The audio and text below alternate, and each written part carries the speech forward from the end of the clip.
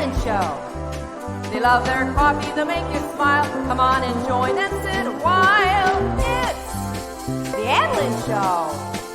Show them love, show you care. Like and subscribe, share if you dare. It's the Anlin Show. Granny's having coffee talk. These two sisters really rock. It's the Anlin Show. Here's Ann and Lynn. Welcome, everyone. Welcome, everybody, to this very special edition of the official Ann Lynn Show. because we are official, aren't we? We're official. We're official. We're going to dance in today. I have the stamp. I'll stamp it. Okay, official Ann Lynn Show. And today, like Lynn said, is a very, very special show. We have some very, very special ladies with us today. And we are going to be talking about women's issues through the years. From child rearing to taking care of our parents, our old. So we have a lot to discuss. So sit back, make sure you brought your coffee or something to drink. It's going to be a wild show, I have a feeling, because we have been backstage having the most fun with these gals. Right, Lynn? Oh, we sure have. We are so grateful that they have agreed to be on this special ladies forum. We know we have gentlemen here. Hey, maybe some of you might want to, Oh, hey. tune in a little They're bit. going to learn something. Yeah. And know what your wife is going through. Yeah. Because we women go through a lot. Right? So let's start out with the gal that's really cracked us up. Alicia from Country Mama Musings. It's a dancing. You got to dance in, Alicia. Here she comes. I'm doing my chair dance. Woo! I do car disco. Do you ever do car disco? Oh, yeah. And you know what? If you sing with the person in the car next to you, all you have to do is say, watermelon, watermelon, watermelon. And it looks like you know the words to the song they're singing. It freaks them out. I You got gotta to remember try it. that. Thank you I for got to having me, remember ladies. that. All right. Next up, a newbie here to the Ann Lynn Show.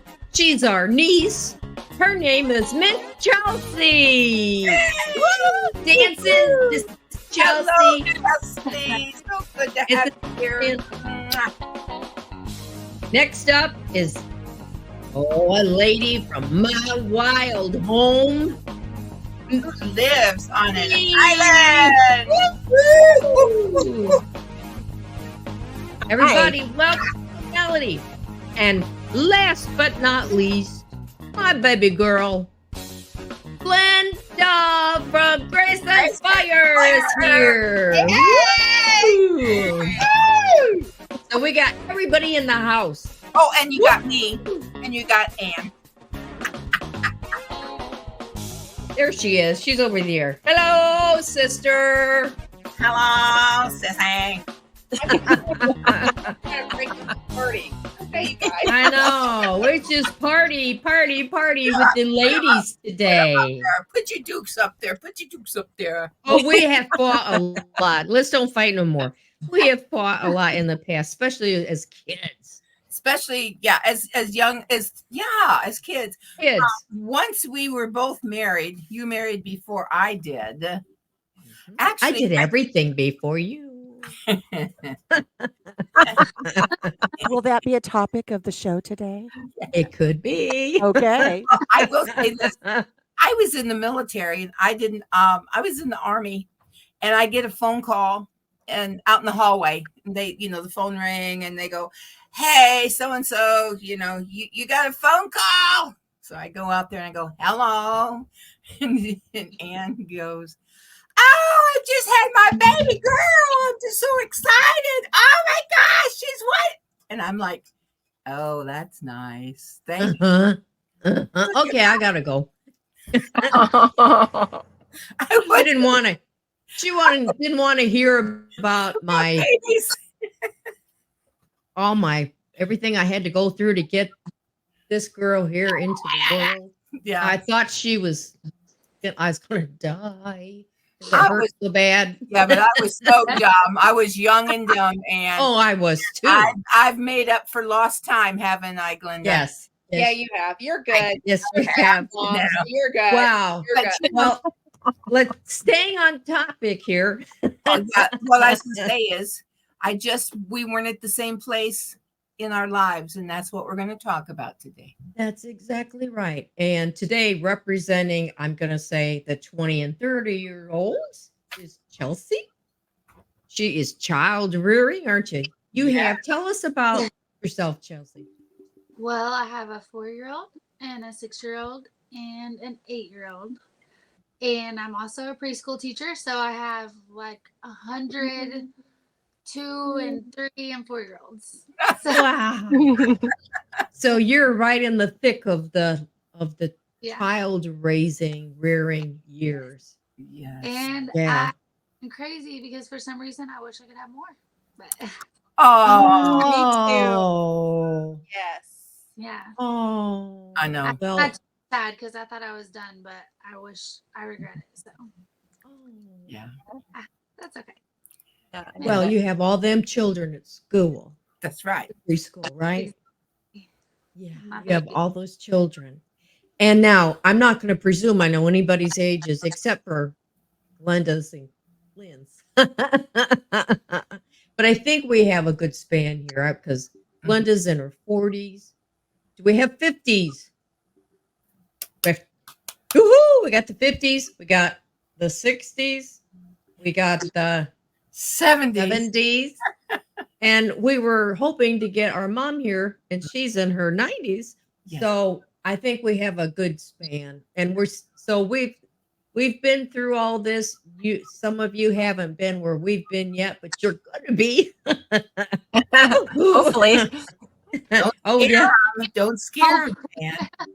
Well, I know it's funny because I've had talks with Glenda through the years, and haven't I, Glenda? And said, Oh, yeah. well, when you turn this age, watch for this, and when you turn that age, watch for this.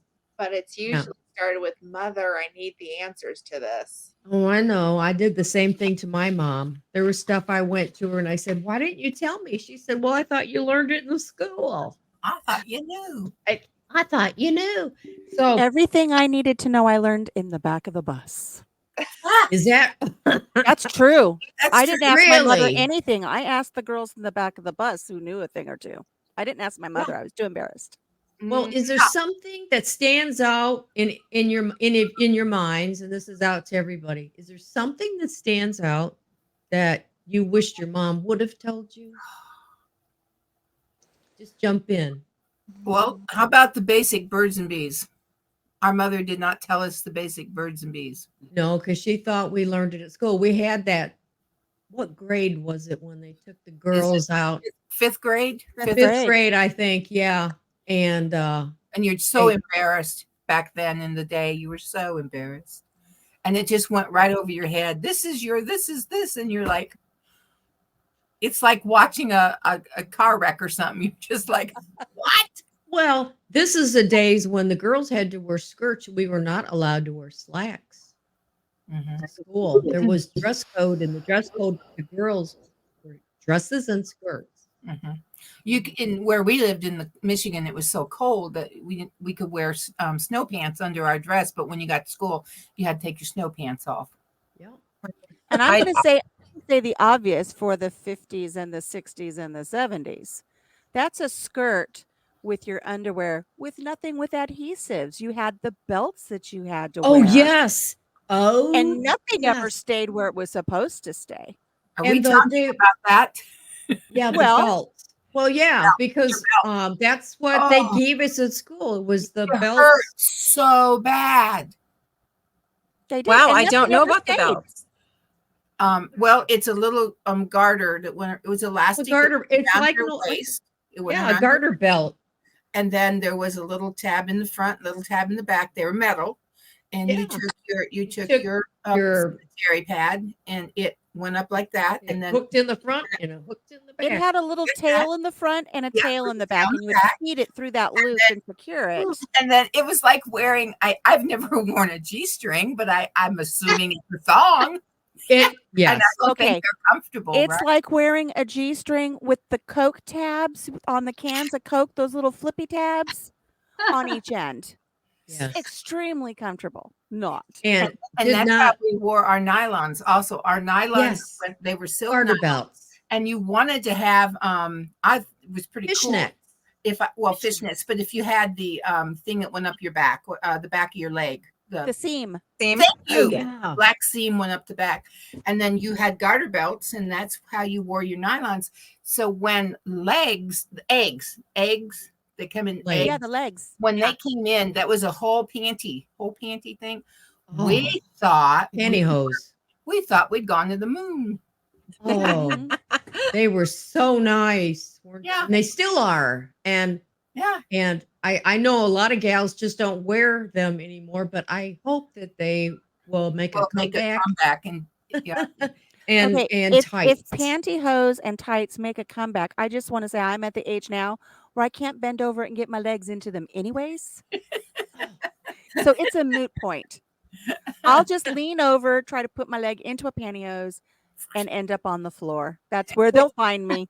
Who wears pantyhose? Not anymore. Tight? Melody, come on. No. I wear tights. I wear tights from time There to you time. go. There you go. Woo-hoo! One time you said, No, from time to time. oh, yay, tight. We'll take tights. Yeah. I don't, my legs are, ugh, I don't like, I have All I'm like, thinking about is a run up those pantyhose. Well, How much I oh, hate well, because you and barely come get on them in. on, and then you get like a run. And then Yeah. they're that trapped. used to ruin my day when I was at high school. If you got to run, Yeah. or And sometimes you I'd get always carried fingernail whole polish to stop crotch. it. Yeah, that and Or hairspray. hairspray. Yeah. But I would ruin I'd rip them in the crotch and all that. And that would seriously What were you ruin doing? my day. Well, putting my foot through it. Yeah. So Right. who else do we have, Anne, on our forum today? I think we have everybody. Have you introduced everyone? Absolutely. When we danced in. All righty then. All righty. See, there you go. Short term. It's happening. Well, she introduced everybody, but everybody hasn't had the opportunity to kind of give the little bit of background like No. Chelsea Oh, did. yes. Chelsea told us about her So kids and stuff. Chelsea, Melody, you're up. Okay, so I have 4 children. Ooh. My oldest will be 39 in next Woohoo. month, and my second eldest is 37, and they're both emergency room nurses. Oh, fabulous. And then I have identical twin boys who are 25, and they're getting their doctorates in chiropractic medicine in Dallas. So I'm from Canada, and my children, I thought it would be so cool. You have these sweet babies and they live with you forever, and then all of a sudden you're alone. And breaks my heart not to be with them every day, but that's just one of those things. They're just these kinds. I have one in the UK. My eldest daughter lives in the UK, and she's just given birth to her first baby. But he was only 1 pound 6 ounces. Oh my. So he's still in the NICU in London, and just every day we're just watching him. Oh, bless your heart. And how old is the baby now? How many days? So he's 5 months. 5 months. And he's just over 8 pounds now. So Oh. He's gonna be okay, isn't he? He's gonna be. we pray that he will. We're people of faith for sure. And yes. yeah, he's a precious baby. Yeah. Are you okay there, Lynn? Oh. Let me take her out for while she has her little coughing spell. So, sorry. no, she's fine. She'll be back. I tell you what, today was a struggle for Lynn. So she's doing well. She had a lot going on today, so she's just gonna have to get a drink and she'll be back. But yeah, it is it's different when you have your babies all at home and then they're gone, or in my case, I've moved away from mine. We've done it to each other. They've moved away from me and I've moved away from them. So it's been hard, hasn't it, Glenda? Oh yeah, very much. And yeah, so tell us about yourself, Glenda. Well, I'm a mom of three, and I have a 26-year-old. She'll be 27 very soon. I have a Uh-huh. 25-year-old, and I have a 23-year-old, and I'm a grandma of one. Yeah. So I'm a great grandma. She is a grandma, and Yeah. yeah, so and I only have one of my kids that lives pretty close to me. The other two have moved off. They're Yeah. all married. So I have two daughter-in-laws and a son-in-law. So Yes, you do. There she is. You okay? Had a rough day today, haven't you? So what does that And say about me? Because I just went down the driveway from my parents. I haven't went anywhere. well, I think your mom and dad are probably thrilled. Yeah, I think it's wonderful. I think it is too. I think it's great. Yeah, like Sometimes that I mean, a lot of families do that. Or and I that's one thing that kind of has bugged me at times is uh, I see families that their kids are right there and they get to be hands-on grandparents right from the beginning, and Yes. but life is different now too. So Mhm. Alicia, I'm 5 minutes from my mom now. So yeah. Oh, that's nice. Wonderful. Wonderful. That is nice. Well, I am a mother of 4 sons. My oldest just turned 40, and my oldest and my youngest live right here in the Midwest with me, and my 2 middle children live in California, so I don't get to see them very often. And I am the grandmother of 7, and Oh, I became a grandmother at 36. wow. So while I, some were still raising their babies, I was becoming a grandma. Yes. wow. Yeah. So, I and was a so, grandma at 40. I thought that was young. yep, 36 is 36, 30. Well, whoa. I started when I was 9. So I'm just kidding for the listeners out there. I was not 9, but I was relatively young. And so we live on a little farm, my husband and I do, here in Iowa. And we're contemplating having one of our sons and his family move onto the farm, and will be a multi-generational homestead, kind of like Oh, the Waltons. That's kind of our goal. I think Wonderful. that's fabulous. Me too. That is Yeah. wonderful. Well, Lynn, you want to Yes. tell us Well, about yourself?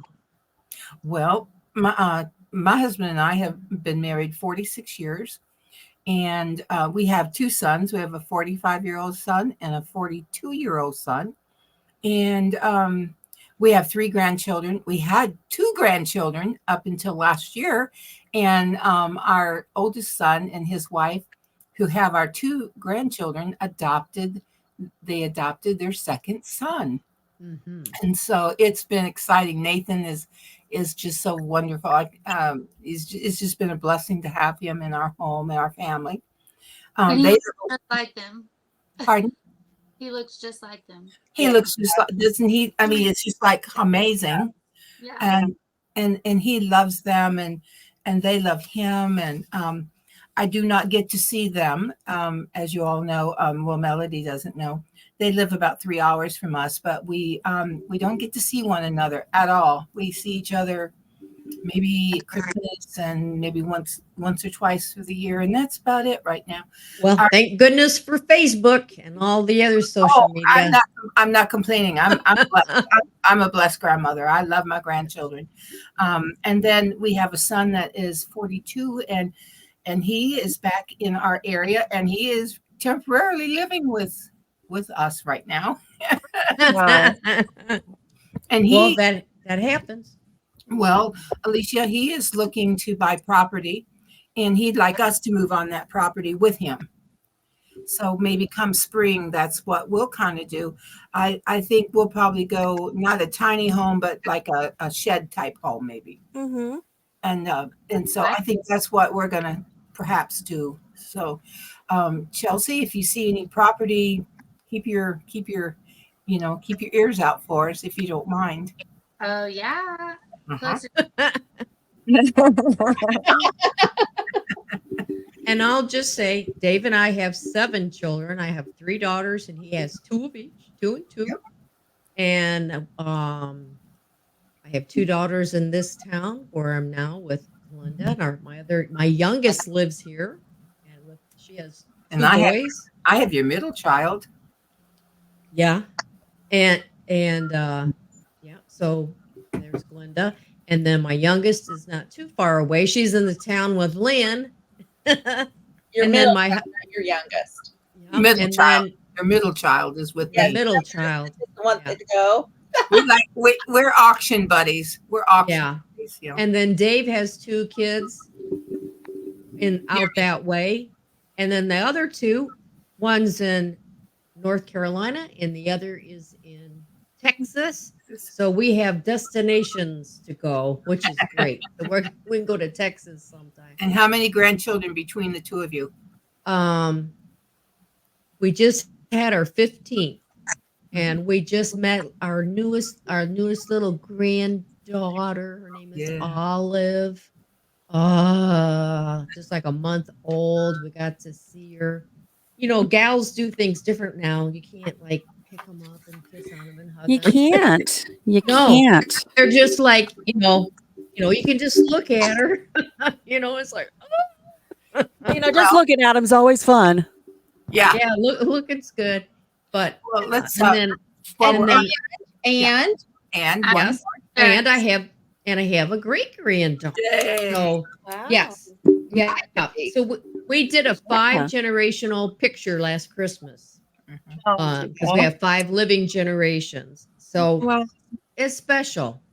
Very special. Totally. very nice. Very nice. So we started out talking about, did we finish with? I don't think everybody talked about what was something you wished your mom would have told you. Melody, do you have anything for that? I have a funny situation because I was adopted when I was 12 years old. So back in the day, I was in a lot of different foster homes. And so I learned a lot. I kind of raised myself in many ways and took the good and the bad, left the bad. The family that I arrived at was amazing, an amazing family, but I didn't have that initial, kind of training or bond. I was 7 when I arrived at that home, but I wasn't adopted. So I think that, there was a lot probably that we could have gone over, but I feel so incredibly blessed to have been there. But I did learn a lot along the way, I guess I could say. I'd like to say, I can't think of anything specific, while I behave myself that I can discuss that I wish my mother and I would have talked about. But, when I think about you posing this question, one thing I'd like to share with your viewers is, and I hope they'll take this to heart, is there were so many little nuggets of wisdom that my mother did share with me, but I wasn't mature enough, even into my 20s and 30s, to fully comprehend and appreciate and understand. It's okay to let the dishes go and spend time with your babies. It's okay to not clean up the living room and get in bed and read your babies a bedtime story. It's okay to go to the park with your babies and let the house go, because who cares what the neighbors think? There are all these things that my mother tried to impart to me, but I grew up in a very messy home and I was always afraid to have my friends over. My mother did not care to clean house. And so I vowed that my house would always be clean so my kids would not be embarrassed to have their friends over.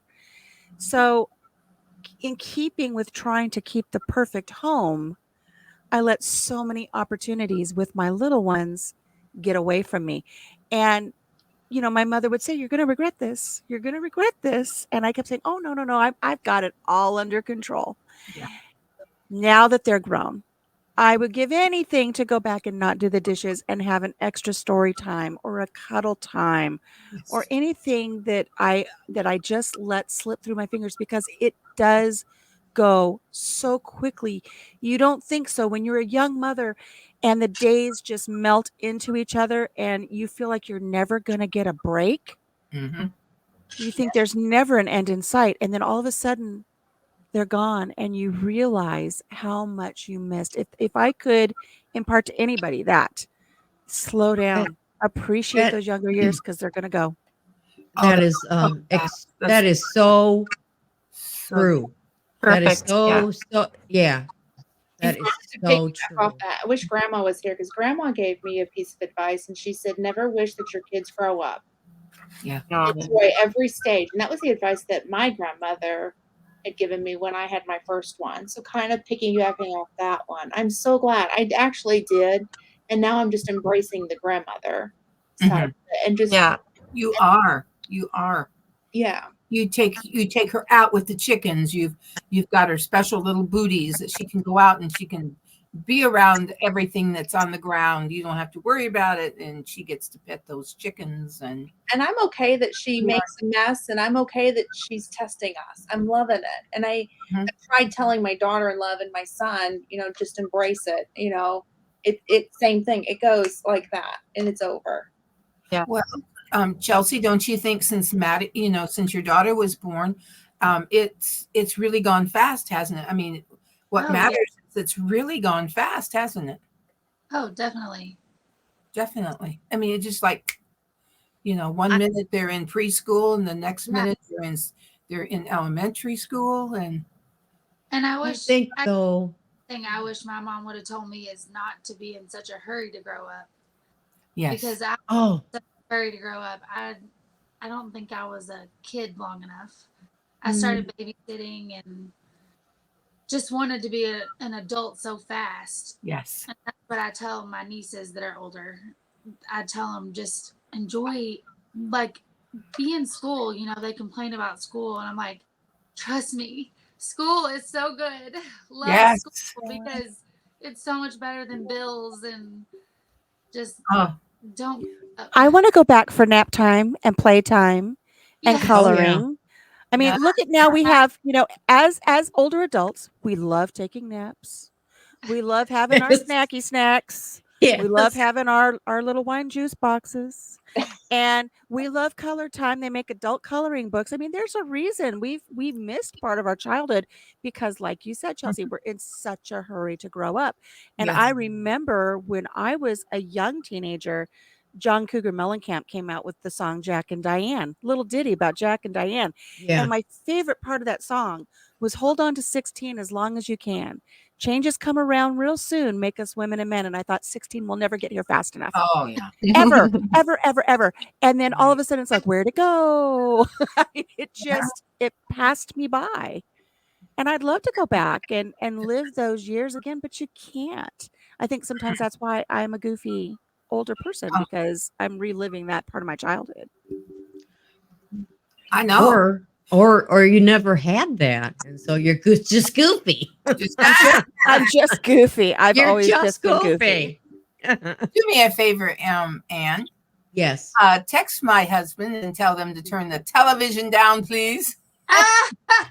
Or we're going to have, I don't know what in the world is going. I can hear it, but I know if I Is can. is it their television or is it my television? Because my husband's downstairs listening to the television. It's in the room next to me, and Okay. it's like, wow. I think it's a sci-fi for sure because I hear ding, ding, ding, ding, ding. And we'll be going like, and how did that go along with the ladies' forum? I can't hear it. Oh, good. As long as we get it, because every once in a while, huh? Can Ian text my husband and tell him to clean the house and do the laundry? Oh, yes, nice. yes. Well, While you're at it, Mom. P.S. Right. You worked all day, but P.S. Would you do this and that? Now, I have to tell you, I retired at 62, and my husband retired at 60. He's goodness, how much younger than me. He's a lot younger than I am. That's all I can remember. 2 or 3 years. Yeah, and he retired. Sometimes 4. That's how it is. So Yeah, he's anyway, 3 he years retired, younger. and so we've been together now for a few years. And That's why she's saying he He needs a job. Yeah, it needs a job. No, guys, I have a husband that he does laundry, he does dishes, he puts dishes away, he I have the husband that does all the cleaning, and it's So like what do you do? I What do you know. do, Lynn? I have the life of Seriously, like I have the should life of Basks in the glory of being a spoiled wife. I know. I'm- And I think mom is missing out. I think that's the problem. This little bit of questioning is her missing out. So, what is the secret? I want to know, since we'll pose this question. What is the secret to getting your husbands to do what you need to do around the house, to getting them to help? Does anybody have any secrets? I'll tell you one of mine after everybody answers. I think he's a little OCD. So if it doesn't, and he Oh, was in the military, yours is. he was in Marines, Army, National Guard, and so he like if you look in his drawers, or Tell us what do you see when you look in Oh, his I think it's drawers? what we talked about I earlier, wanna know. Alicia. I can't behave myself when you set it up like that, Lynn. My goodness. I've never looked in his drawers. Just saying. if you look in his sock drawer, Oh, that's where Oh, we know. that's where it's happening at the sock drawer. everything is so neat. Everything is Yes. his I know. undershirts are a certain way, his underdunders are a certain way, his socks are a certain way, and he likes organization. Well, Well, I will say laid this. back. I'm so laid back that he's Oh, like, laid back. You've you're not gonna do it. I'm gonna do it. Who cleaned your bedroom when you were a teenager? Yeah. Because I couldn't stand it. We couldn't even share a bedroom together. Me and our brother, we shared a bedroom because I couldn't take it living with her. Yeah, but So no, messy. I was also I was a travel agent. When I turned 17, I became a travel agent, and so I was flying in and out all the time. So she was cleaning my room, and she told me she was stealing all the money she could find, change she could find in my All the change I could find. she was That was my revenge. It's I fair took 'em. game. Yeah, Huh? that's how I see it, and it's fair game. But I will say this. Oh, I had one day I was talking to cameraman, and I said, "Why do you do all the laundry?" And he goes, "Well, I won't do her unmentionables. I won't do her oh no." although he does our mother's laundry. If I don't do it fast enough, he's right there. Oh, that's Me to do the under things, but if not, he's on it. Oh, Wow. he probably just throws them in there and don't look. Speaking of under things and socks, I will share with you when I first married my husband, and he was a mama's boy, and mama did everything. And so now I've married him, and I had a clothes hamper right there by the door in the bedroom. Mhm. But do you think anything ever ended up in the clothes hamper? Mhm. No. I mean, he might go for the 2 or 3 pointer and throw them, but they wouldn't land in there. So there was always socks and underwear on the ground. And I would say to him, "Can you please make sure that the socks and underwear go into the hamper so I can take it down to the laundry?" Because we lived in a little apartment. I had to go down 3 flights of stairs pregnant in order to do laundry. Oh, And the last thing I want to do is play 52 card pickup with his socks and his underwear. yeah. And he didn't do it, and he didn't do it, and he didn't do it. And one day, I don't know what came over me. I'm going to blame it on the baby sucking all of the blood out of my brain. I picked up his socks and underwear and I shoved them in his pillowcase and then made the bed. Oh, And after about 3 or 4 days, he's like, "My pillow's so lumpy and it smells," because he worked out in the heat. So, I mean, you're talking oh, stinky socks and some butt gravy going on there. oh, And it's in his pillowcase. And he's like, "Why does my pillowcase smell like Parmesan cheese feet?" And Oh. I said, "I don't know." And he goes, "Why are my socks and underwear in here?" It's like, "Gee, I don't know." I They're guess that's supposed where to I be in the put them. hamper. Yeah, they're supposed to be in the hamper. Do you know he never did that again? They always went into the hamper. I only had to do it once. That's one time. Whoa. Once. So that is a training. tip for all of your listeners out there. Just put it in the pillowcase. Oh, Good one. that's funny. I did. Yeah. Anybody else? Anybody else? All right, let's move on to raising children. How much fun was that? Well, Chelsea Wonderful. is still raising children. Yes. How much Still fun is it? Tell us, Chelsea. time. It's The fun. challenge. Yes, it is a challenge, especially an 8-year-old who thinks she's 18. Oh, he does. Yeah. Thinks he's 18. She. Oh, she does. She- Yeah. Oh, yeah. Oh, Yes. well, she's pretty. She's She lovely. is Looks very like mommy. Well, everybody tells me how sweet and lovely and helpful she is.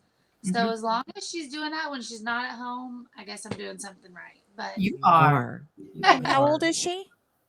she is 8. She'll be 9 in 2 weeks, I guess. Oh my gosh. Yeah. So you're going to deal with something that I never had to deal with because I had 4 boys. But if you think she's a handful now, wait until she becomes a young lady. And I know some of you here on the panel know what that's like when they get all moody. I'm watching it with my granddaughter right now. My son comes over, he's like, I'm going to lose my mind. Between my wife and my daughter, and they have synced up, Yeah. and it is chaos at that home. So, Chelsea, you're in for a little bit of a roller coaster there. I thank God every day for only giving me 1 girl and 2 boys.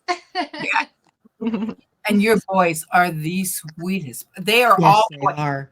I have to say, They're all Chelsea's husband is our nephew, and he has taught those boys to hunt and to fish, and also his daughter. Nice. He's Oh yeah. this And- Chelsea right And here. Chelsea does, right? Chelsea is quite the Yeah. hunter, guys.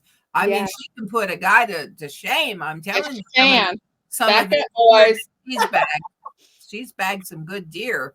Yeah. But and Chelsea, our brother really taught his boys to fish, when they were always young. And now I see your husband doing that, has done that with your 3 children. Oh, yeah. He's took them out, and I'm telling you, what a blessing that it's passing through the generations. Of course, your family's right there, and I know that they're handing down things to your children that you just can't measure the worth that's there, right? Yep. It's so Bear valuable. wants to be a professional fisherman. That's what he wants to do when he gets older. That's a good thing. Yeah. I mean, it can happen. So. Oh, it sure Oh, can. yeah. The gentleman that does my physical therapy at the VA hospital, the large VA hospital, right now, guys, he's out in New Mexico. He's been a guide for about 10 days right now. He's taking people from all over the world, go out to this ranch. And I think there's 2,000 acres or something between the 2 farms or 2 ranches. And he's a professional guide. So, hey, people pay to go fish and hunt. Yeah. And Oh, yeah.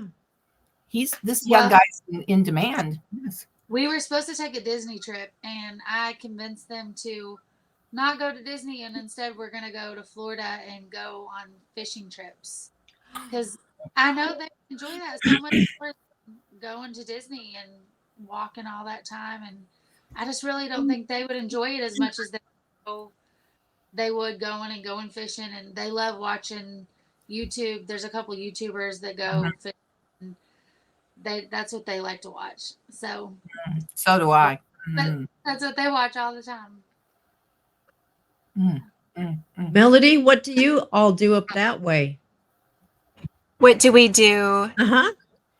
Oh, do you guys hunt, fish, or anything So- up where you are at in Yeah, Canada? so we live on a 62-acre island up in the wilderness of British Columbia, Canada. So we were just saying this morning, we can just go out, like Ryan can just walk out with literally just his underwear on.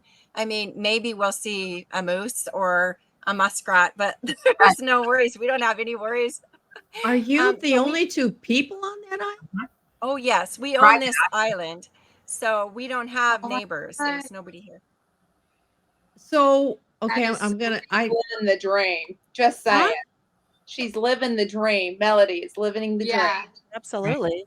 How far are you from stores and shopping Well, and groceries? our nearest power pole is about an hour and a half away. So the nearest gas station and store would be an hour and a half away. We go 3.5 hours to get to the closest center that has grocery stores and that kind of thing. But we bought a barge, and so we bring all of our stuff over on the barge to the island. So yeah, it's amazing. Wow, that is amazing. Yeah. Wow. I wanted to say, I'm so sorry that I neglected to say this. I was just thinking about my baby grandson, but I have 3 baby granddaughters as well. So Oh, they're not babies anymore. They're 7, 5, and 2, but they're still there and so precious to me. But he's just kind of right now, he's a bit fragile. So I'm thinking about him absolutely. today. And we will keep Yes. him in our prayers. Yes. Thank you. Thank May you. we just ask his first name? Would that be, His- would you rather not? Oh, no. His name is Magnus. So Magnus is, Ooh. magnificent and large. Yes. And so I love that name so much. And And it he suits lives in him. Great Britain. Yeah. He is a little British gentleman, and he's just so precious. Yeah. We're delighted with him. But Do you know when you might get to go and see him? Do you know when well, you I was there. I flew. We knew there was an emergency, so I was in Dallas, and flew to the UK, and I made it there, and was there with my daughter for about a week before she was rushed into surgery. It was emergency, so he was born at 27 weeks 5 days, and Oh, then I stayed there for a month. So I will be going back probably sooner than I thought. good. I love the irony of the name. I mean, here's a baby Yeah. that was barely over a pound, and Yes. his name is Magnus. And when he's a grown man, somebody's gonna say, "How did you get your name?" Yeah. He's I gonna say, "Great know. story. I was this Yeah. tiny little peanut when I was born, and they Yeah. gave me a name in which I can live up to." I think that's Oh, wonderful. that's Same perfect. Thank thing. you. I was Beautiful. exactly the same thing. That is You so know, great. Melody, you're going to have to write a children's book about your grandson. Yes. Yes. You Yeah. know how names, our names are important to us, and Right. they're very important all through the Bible. Very important. Even Abram became, Abraham, because there was a reason for that. It had a purpose, and so Exactly. you just may have to write a little story for him. Well, his mother is so incredibly talented and artistic as well. And she's such a beautiful public speaker. And, I've often thought that she'll probably do that as well. But That's wonderful. it's a blessing. I named myself when I was adopted. I was able to change my name.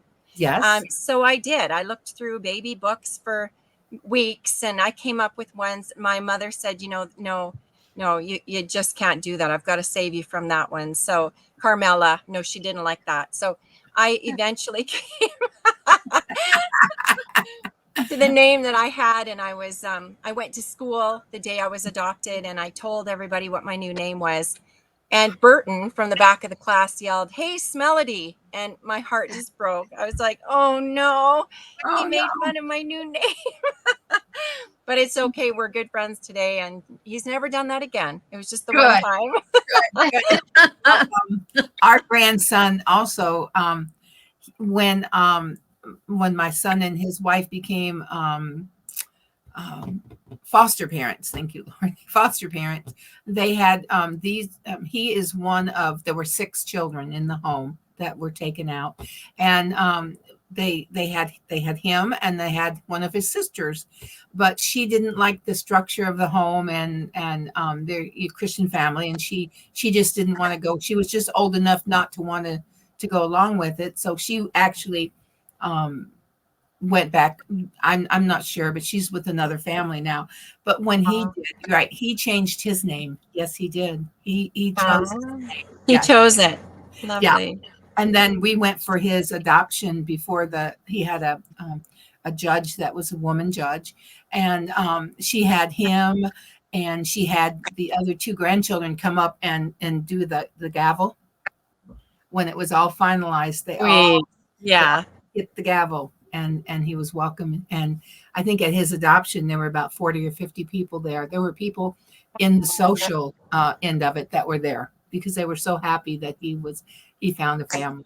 Yeah. Lovely, lovely You know, story. it's important as a mother when your children are going to make the decision to name, like Melody did, either herself or their children, that you have the confidence and you're comfortable speaking up and saying, "No, I'm not going to let you go that route." Yeah. And Yeah. so instead of speaking to Melody, we could be speaking to Carmela.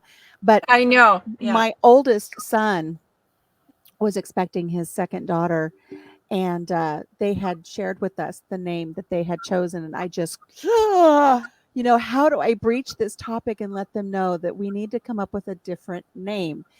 um, they love to go to the beach. When we lived in California, they were going to the beach all the time, and so they had chosen a name that represented their love of the beach so much, and so they were going to name their daughter Ocean Breeze. And I said, please, and we discussed this topic earlier before we went on camera, ladies. Please just do me a favor and Google that. And she did, and she said, "Oh my gosh, there's like 20 douches that are called Ocean Yes. Breeze." Thank you. Oh, I'm so glad I told you to Google that because I can't imagine if they would have named her that. oh, Right. I never knew that. Gosh, poor baby. And they didn't That's know. They funny. didn't know. No, it's pretty. It sounds pretty, but there's some real But names. there, Really so mean does something. it. So does summer. What is it? Summer breeze? No, what is that? Summer's Eve. Summer's Eve. Oh, okay. Well, when I was going to name our first child, if it would have been a girl, it would have been Amanda and then the middle name Lynn. And my mother-in-law said, "Oh, you're going to name it a little guitar." And I Mandolin. was like, "What?" Oh, a She goes, mandolin. "Mandolin." And I was like, "Okay, different name. I got it." And so as mothers, it's kind of nice to be comfortable enough to kind of throw those things out there and say, maybe you want to think again, because it's difficult being the grandma slash mother-in-law, Oh yes. because Yes. you're not a lot of the times, and I was so happy to hear Glenda say that she has, a son in love and a daughter in love, and that's what I call my daughters in love. But I'm the monster-in-law. I mean, I can't help it sometimes. That's just the way it is. It's very difficult being a mother-in-law, and I'm thankful that my mother was always so kind to my husband. So we were talking earlier about what would your mother, what thing would your mother tell you? Be kind to your significant others of your children, because even when things go sideways, you've always got to show grace and love them. And my mom was great that way. That's true. Well, I don't know that my kids would say the same about me. well, I will say Tony is from his mother was from Puerto Rico and his father was from an island called Curacao, and it's off Venezuela. So they're very, very much Hispanic family. Well, I got this wonderful, Melody's going to appreciate this. I got this wonderful idea for our second son to name him Jesus, which is spelled Jesus. Well, my parents were pastors. They went, no, there's only one Jesus, and you would name your son Jesus. I said, but it's not. We don't say Jesus. We're not going to say, "Come here, Jesus." He became John, so that's a good name. John Caleb. We got our Caleb and our Joshua and our Caleb in those names. But yeah, I was going to name him. I came up with a great name, Jesus. I don't think I've ever heard that story. Oh my gosh, I thought you've known that forever. Yeah. Oh yeah, Mom said no.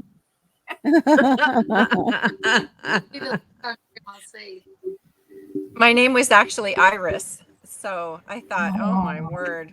Yeah. That's my granddaughter's middle name. The other granddaughter, not the one that was going to be Ocean Breeze. The other one. Is it? Yeah, her middle name is Iris. I did keep it as one of my 3 names just for posterity's sake. I'd had it for many years. So Yes. but I think Iris is pretty. I do. I do now. And my daughter, if this baby, if Magnus had been a little girl, she was going to name her Iris. So I was actually quite touched by that. Yeah. Oh, did you have your husband's parents in your family, in your life? I mean, Your mother-in-law and father-in-law? Do I now? Or did you have, or do you have?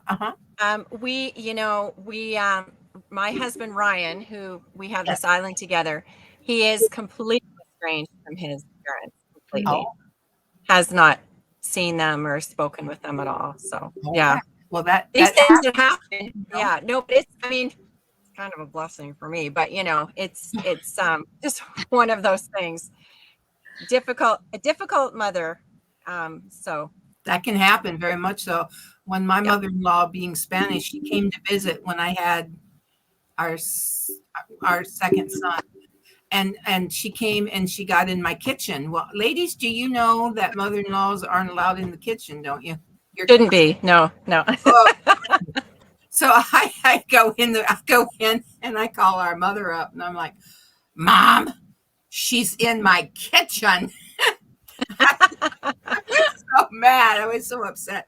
And you know what my mother said? Every time she visits, let her have the kitchen. Mm-hmm. Let her Yeah. Her love language. It's her And love language. You have to. and It you is. know, Yeah. I did. And when she comes, she's passed away. But when she came through the years, I said, Mama, what you want? You want capers? You want, and she would give me I said, yes, Mama, anything you want. And let me tell you, I've eaten some of the most delicious meals because I Nice. listened to a little word of wisdom, which was give her the kitchen. But you don't understand. It's my kitchen. Give her the kitchen. That's right. Nice. Yeah, It's nice when we can learn from one another. it is. Yeah. It really is when maybe it's not your mother or your mother-in-law that gives you that word, but it's a friend, it's a niece, it's a nephew, whoever can speak into your life and give you that little word of wisdom. It'll save you a lot of grief and pain and sorrow and bitterness, which will turn, you'll get a root of bitterness if you're not watching it. So Well, I had a very good mother-in-law. She's no longer with us. She you passed did. away many, many years ago. But sorry, Mom. This is not to put my mother under the bus, No. but my mother-in-law was this amazing grandmother that when we would go visit her, she would always have the baby's formula, whatever they were on, the diapers, the wipes, all set up, ready to go. My husband was in the service, so when we would go visit her, we were traveling, coming in. So not, and then she'd ask for like, what are the kids' favorite treats if they were eating? And so she'd have like the snack pile. So when we would go visit my mother-in-law, I could just relax. My kids were taken care of. They had everything that they wanted, they needed. And now, I mean, that my mother-in-law is gone, this is what I do for my granddaughter. I have diapers, I have the wipes, I have the snacks here for my baby girl. It's in honor of my mother-in-law who was so awesome like that. She So, was. That's nice. yeah, and so I really do miss her. I mean, we didn't see eye to eye on everything. I won't say, we had a perfect relationship, but she was a good woman and just this amazing grandmother. And it was kind of odd because I remember when we lived in Arizona, which was our last duty station, out of the clear blue, she's like, I'm sending you money. And I'm like, why are you sending me money? She said, well, I just bought my other 3 grandkids something because they just finished up school. So I want you to take my 3 as well and go shopping and buy them toys, over. So Wonderful. that's the kind of woman she was. So yeah. But That's wonderful. yeah. Oh, and I appreciated her too because she was able to do and When she you was guys and friend of yours, you know. I mean, she was your friend Yeah. too. It was Uh-huh. mine and my husband's mothers were best of friends. Yes. Aw, that's so nice. I think I made up for some stuff. I think you're You spoiling in. great grandbaby now. That's where you're What? at. You're spoiling Yeah. the great grandbaby. Well, and I took you in for several months. Yes, you The did. whole As family. mommy and grandmas, we are unique in our own ways, and we complement each other Yeah. within the Yeah. family circle. So there shouldn't be competition. There is It no should be a compliment to each other. So that's right. wonderful. Right. And our ladies have an annual Mother's Day get together, don't we, Chelsea? And we have Will Yes. you be there this time Have again? sports. that time. Well, now that your children are into sports, it's like, we miss you. But now, did you get the invite for the Christmas? It's an elf. The Christmas, yes. We You always will make because I love to spoil her daughter comes. We have just the girls, and I love to spoil her daughter. I love it.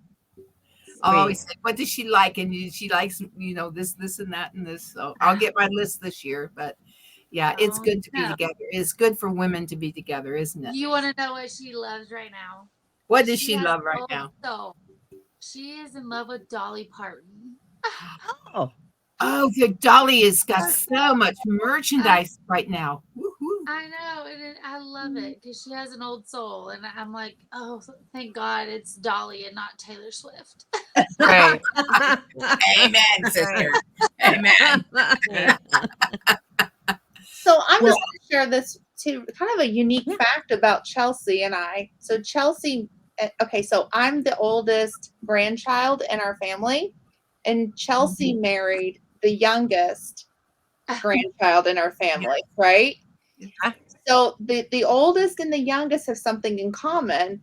The families that we've had starts out with a girl and 2 boys, and it ends with a girl and 2 boys. That's our fun fact of the family. Yes. Yeah. It's been Fun great. fact. Nice. Yeah. Well, I know that we wanted to talk about some of the issues that we have. Yes, and I throughout the years.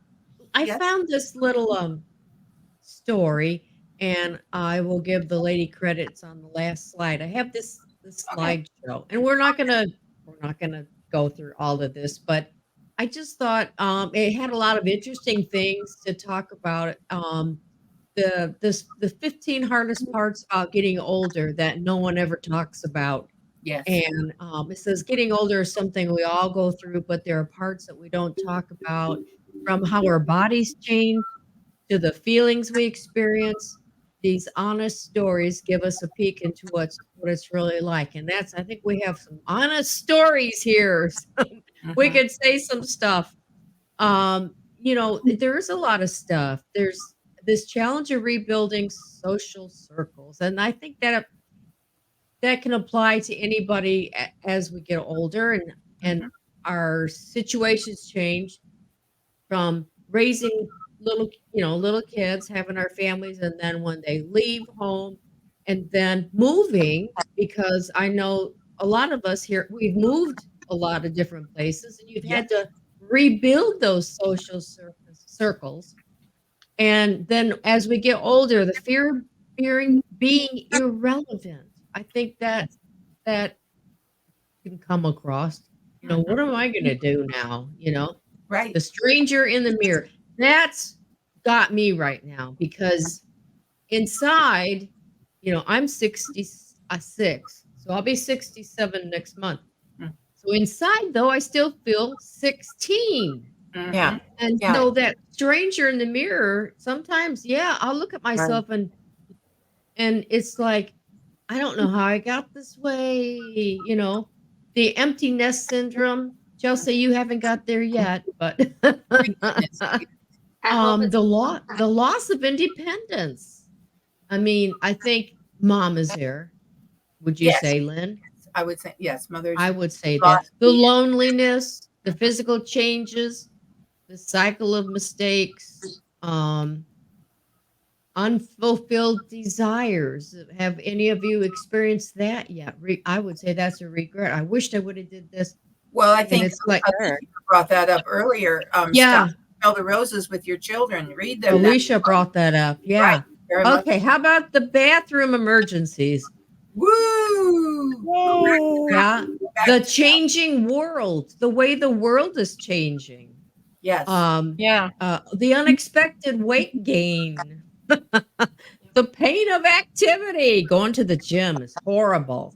Right. Go back. I think I did something here. The unfulfilled desires, the bathroom emergency, the declining energy levels. Yeah. Oh, for me, that has been a thing. Just not being able to do as much as I used to do. And I think the key to a lot of those subjects are hormones. Yes. Yeah, it can be. Reading more and more and more about the hormone issues, and it's sad because I want to read up on it and learn about it, but I have my own unique hormonal issues. And Yes. so not everything applies to me. And so I'm kind of scrambling in that the extra weight and all these other things that are related to hormones. And you mentioned earlier about our moods changing as we get older. Did you know that as your hormones change as you get older, there's something that switches in your brain, and it really is a hormonal thing that makes it to where we don't tolerate little ones like we used to. Oh, The we were just talking And about also, this. it's the mean hormone. Yeah, there's a hormone. There's something that switches in our brain that we can't handle the shrieks of little children and the crying like we used to when we were younger. true. And so it makes sense knowing it's hormonal and not just that somebody's a mean old lady. It makes Correct. sense that it's something that has triggered in their brain. And I'm really going to do my best to not become that old lady in the store. Right. But I have to tell you, when the grandkids come over and visit, the minute they walk out the door, both my husband are like, "Whew, yeah, Mhm. Well, okay." we That were at was one. McDonald's Sunday, right, Lynn, with mom. We took mom to McDonald's. She likes that. And there was some. We were right by the outdoor or the play area at McDonald's. They have another room, but you can hear it. And Lynn was going, "Oh, I don't care." They were Well, it hurts freaking your out. hearing aids, really. It's your hearing aids. Yeah. That's another problem. Hearing aid. We had our son, our oldest son, he just turned 40. But for his 5th birthday party, we had it at a McDonald's.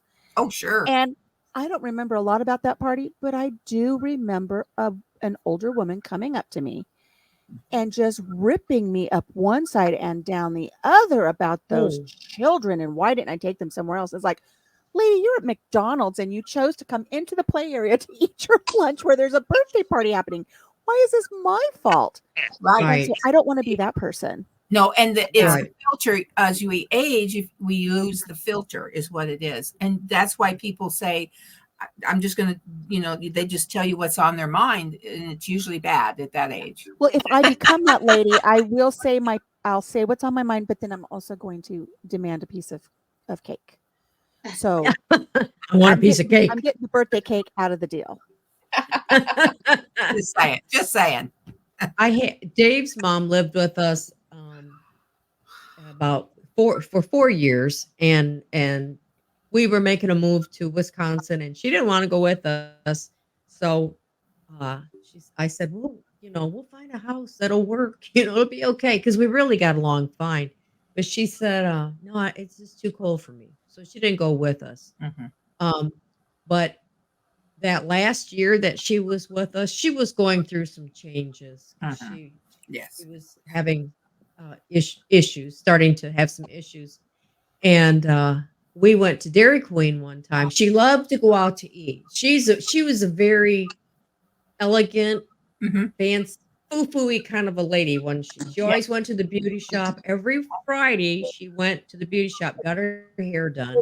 And she loved that. And she always kept it neat and pretty and colored. And she always dressed. And her husband, my father-in-law, who had passed away before I knew him, Mhm. but he didn't know me and Dave got married No. because he had passed away already. But anyhow, they were big entertainers. And when she moved in with us, she said, I want to use my stuff. And I was like, oh, that's fine. She had 12 placings. Well, everything was 12. And she had like dishes. Everything was 12 or more place settings. She had every kind of a glass, from champagne and wine and water and the little ones and they were big entertainers. Shrimp cocktail things. Shrimp cocktail glasses. She had every piece of Corningware and Corelware that she had when they got married 50 years prior. So I said, if we ever had an earthquake and it hit our house, I wasn't going to be in our basement, because down there it was finished and all that stuff was tucked everywhere. I would not have wanted to been there because there was so much of it. And but she lost her filter. She started, like we were talking about, she was losing her filter, not with me No. or with us, but once we went to Dairy Queen, and she used a walker to get around. And we were in the in the back by like where the back door is, and the restrooms were like right there. And she says, "I'm gonna get up and go before we leave because we stopped just to get ice cream." And so I was okay. So she hadn't even started to get up yet, and a gal came in off the side door and went straight to the ladies' room. And it was just a one person at a time kind of a ladies' room. Oh, she said, "Hey," she goes, she beat me in there, and I was going there, you know? But in her mind, she was already halfway there, It was and the girl awful. had and she Yeah. said, she just, "No, no, no, I'm gonna give it to her when she comes out of that restaurant. I'm gonna really give it to her." She did. And I told Dave, I said, "I am going to wait outside. I am leaving. I'll be outside." And man, she ripped that girl up one side and down the other. And I was so embarrassed. But I think it is true. You lose that filter, Right. you know. It is. And one time with her, we were at the Chinese restaurant in town, and a little boy just grabbed. He had gone over to it was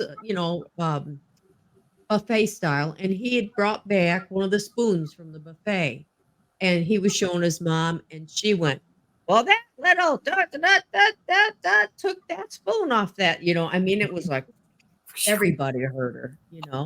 And again, you're kind of sinking under. So there is something to that. You lose your filter, you just don't care. Do you feel that way, Alicia? Sometimes you I'm just want to I'm zing people. finding that because of the whole Karen craze, where Yes. I really find myself a lot telling myself, okay, don't be the Karen. Yes. Don't be a Karen. Ring Yes. it in. But I don't know how long I'm going to be able to do that. For instance, I don't know where you guys are, obviously not Melody, but I can just go online and I can just type in a bunch of stuff I want from the store and I'll go drive over and they bring it out to the car for me. Yes. And for us, that's a 40-mile round trip to go to the store because we're remote. Oh, And I have my meals all planned out ahead of time, and I was getting ready to make one of the meals, and I go to grab my package of cilantro. I had ordered one package of cilantro, one package of parsley, and whoever they have packing the orders gave me 2 things of parsley, and I can't make oh, huevos rancheros with parsley. I have to have the oh, cilantro. And so I had gone back to do some shopping like a week later, and it's like, there's the manager for the produce section. oh. Maintain composure. And I walked up and I said, "Look, I don't want to be a Karen." I said, "So I'm not going to be, but I just wanted to let you know maybe you could train the kids that are packing the orders the difference between parsley and cilantro because it ruined my entire meal." He says, "Oh, you should have come in. I would have fixed it for you right away." It's like, it's 40 miles round trip and gas is up. And I'm not driving 40 miles for cilantro. Teach your people how to do their stuff. But I said it very nicely. But I know that the day's going to come where I'm not going to be so gracious. And it's starting to come out on the phone. It's when I have to call if I have a problem with a bank card or if I have a problem with a prescription, I just let people have it. And I don't know what's wrong with me. And then I feel so guilty when I'm done. Oh, but it's happening. My Karen's poking out. My Karen is showing. I know our mother said that she really prayed that she would age with grace. That's what, and guys, she really has. She does have dementia, but even through that, she's taken it out on a nurse once when she cannot help that, but when she is her and she is her, she is full of grace. Would you not say, Glenda, I that would part say. of that is where you Yeah. learn, the grace you saw, your grace of your grandmother? Yes. So She was a big influence in your life, was she not? she was. Yeah. So she was a caregiver for her sister when I was younger. And I watched her. I didn't know I needed to pay attention to her and how to advocate for somebody. But I paid attention, and I'm so glad I did. because, as some of you guys know, my husband is disabled, and I became his caregiver. And the lessons that she taught me have impacted me today. And there have been times long before she went downhill, with where she's at. We're talking years and years and years ago.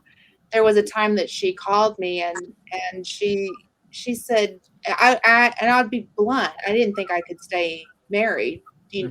And my husband knows this story. I didn't think I could stay married to him.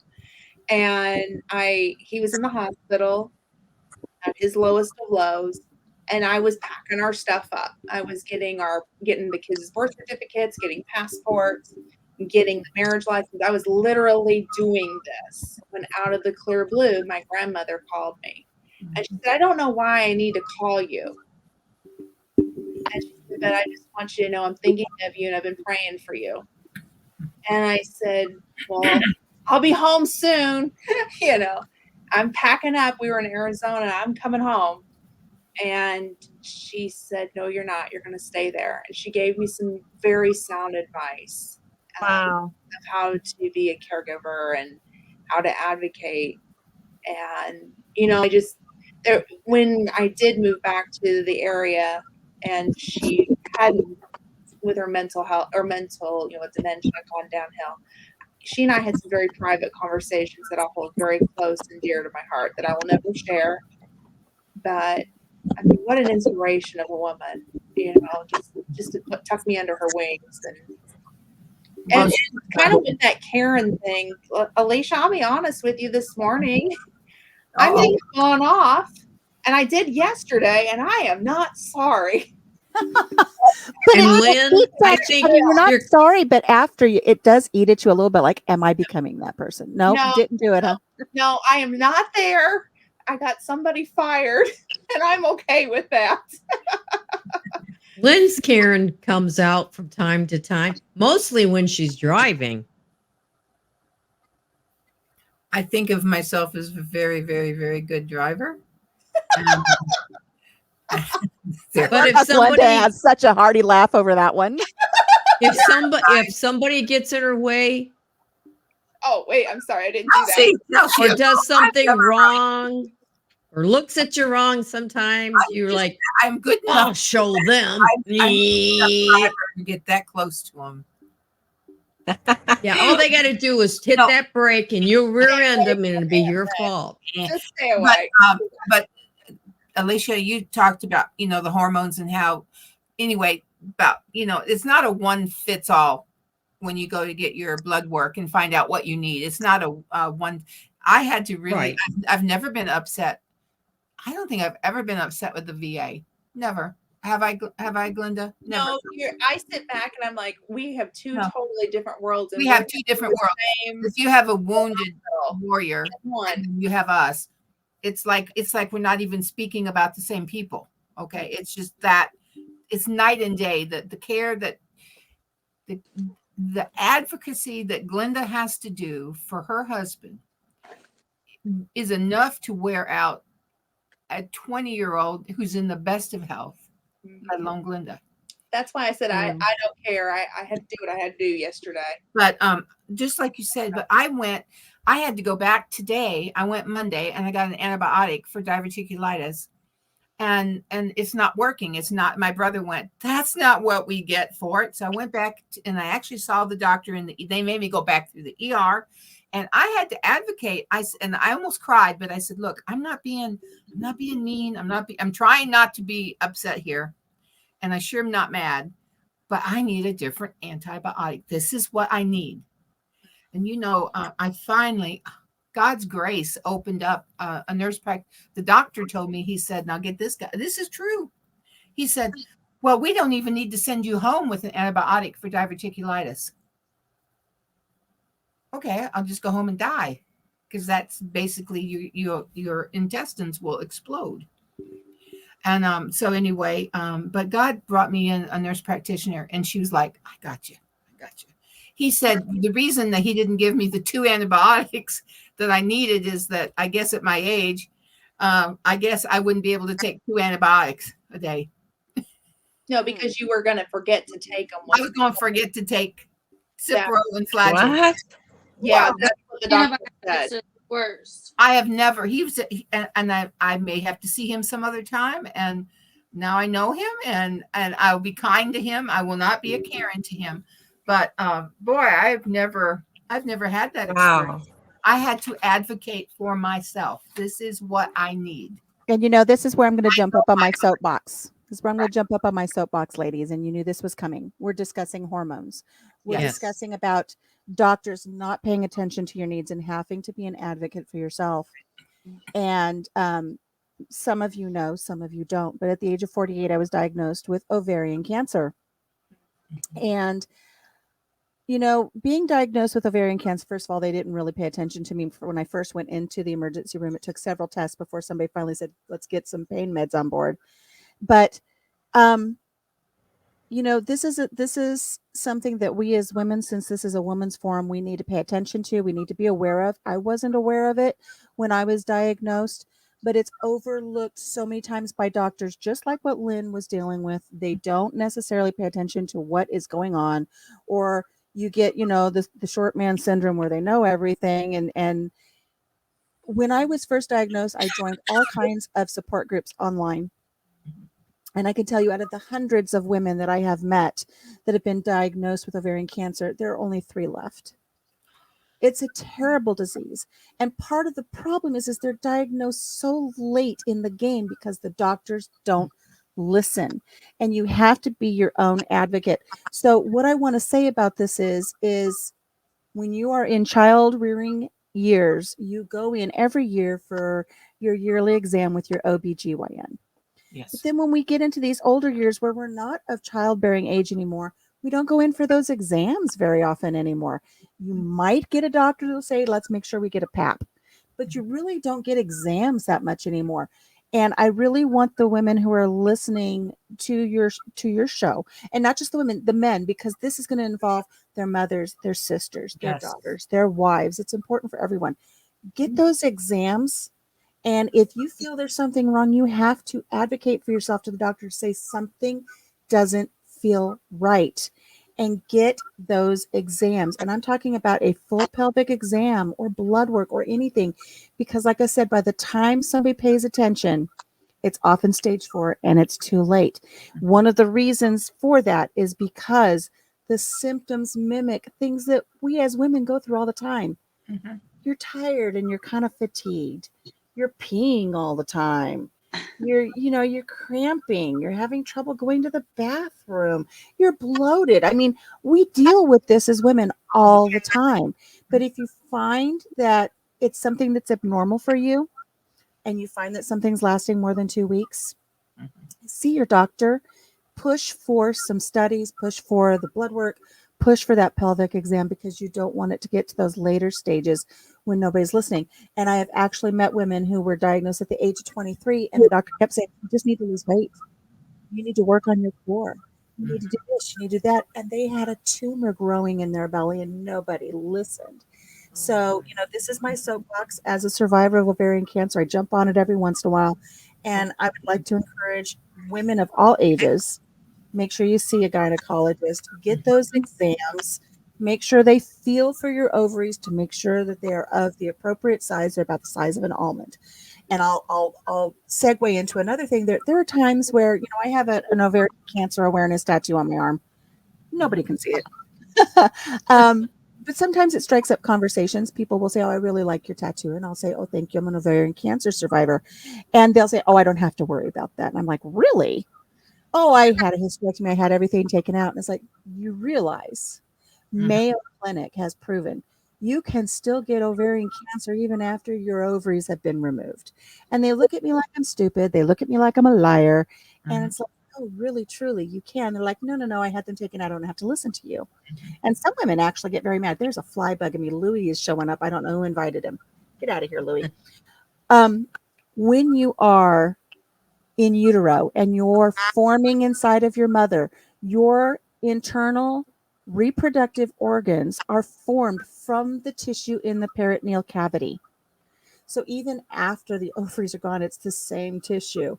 Wow. But more importantly, every month when you ovulate, the egg ruptures from the ovary and then goes to the fallopian tube. You have microscopic cells when that rupture happens. And those microscopic cells, where do they go? They're absorbed by the tissue in the peritoneal cavity, and they just get absorbed.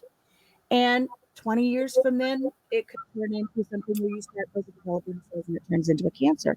Now, when you're older, in your 50s, 60s, 70s, 80s, and something happens where something does turn cancerous, they call it primary peritoneal cancer. But in essence, it's ovarian cancer. So these women who are not paying attention, Right. let it go. They don't think they have to go see a gynecologist.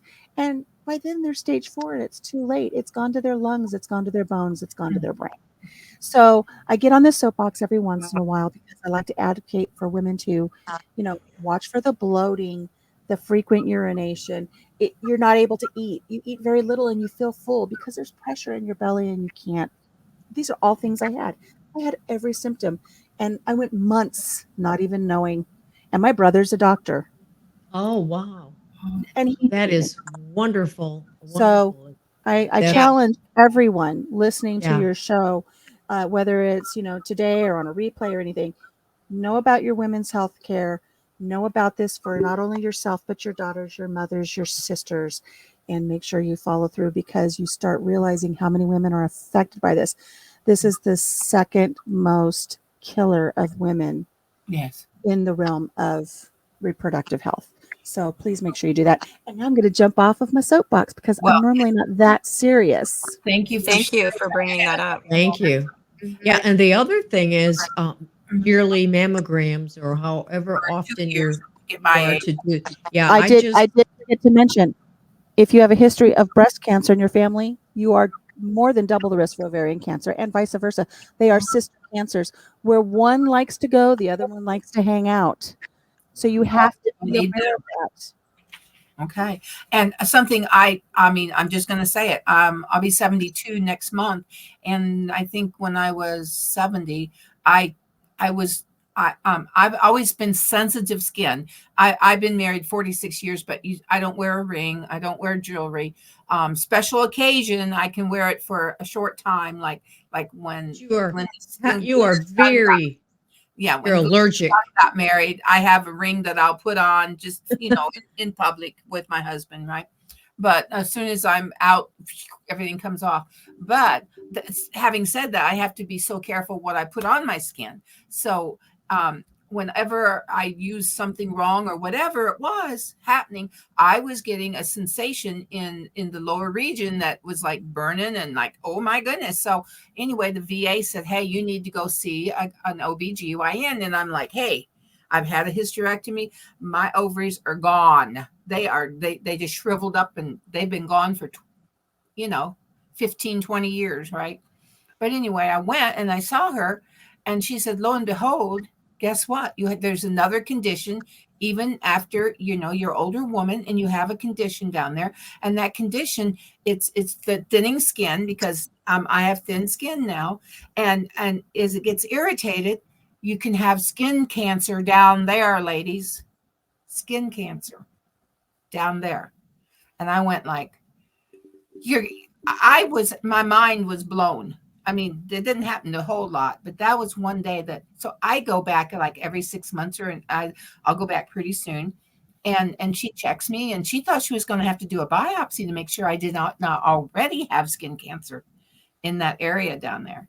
So that's another female cancer that women don't talk about. Everybody knows about breast cancer. Everybody knows about Pink October, but vulvar cancer. Everybody knows about cervical cancer with pap smears. But we don't talk about the vulvar cancer and we don't talk about ovarian cancer because for some reason it's taboo and we need to get over that. Because we grew up in an era that we didn't talk about parts, not parts of the body, did we, Anne? We all had nicknames. We had nicknames for everything. Ladies, get your hootie hoos checked, please. Yeah, no, your hoo-has. Yeah. Your tatas. Oh, they were your boobies. Your boobies. I know. Well, I own tatas. Oh, I'm telling you, ladies. I hope that you'll take it to heart. Yes.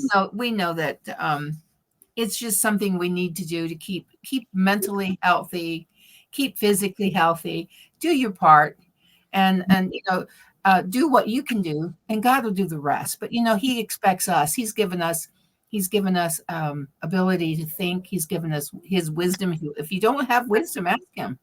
And He's given you good insight, good friends.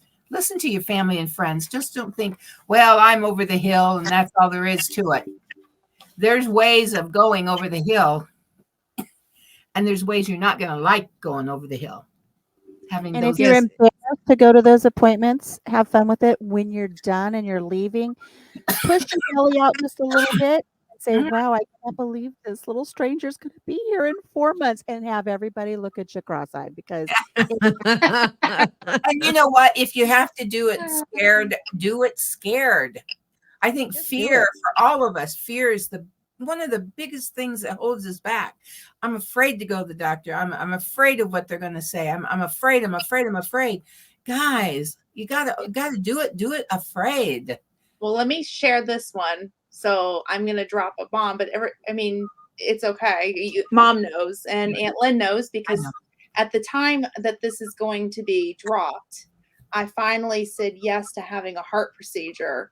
It took me a year, and I'm going in as of today, at the time of this filming. This is why this is being dropped as a pre-recorded, because I'm going to be right now. I'm in surgery. I, out of the clear blue, had supraventricular tachycardia, which means that my heart sped up one day, and it was 240 beats a minute, and it was my Apple Watch that clocked that heart rate. And I had to really advocate for myself. My husband had a brain injury, so please don't think I'm putting my husband under a bus, but my husband didn't have the comprehension to contact 911. It was a full emergency. He just told me to just lay there. I'll be okay. And I had to go, no, honey, I need you to call 911. And so I stayed with him. And then the next person was our son, because I knew he couldn't be alone. And so he called our son. And then the final person was my mom. My mom at the time was in New York, but I knew she was a blabbermouth in all the right ways. so Get the prayer chains going. Yeah. So in the ambulance is when they couldn't pick up on my heart rate, and that this is actually what I wear all the time. I took it off because we're taping, but I am not without my my Apple Watch.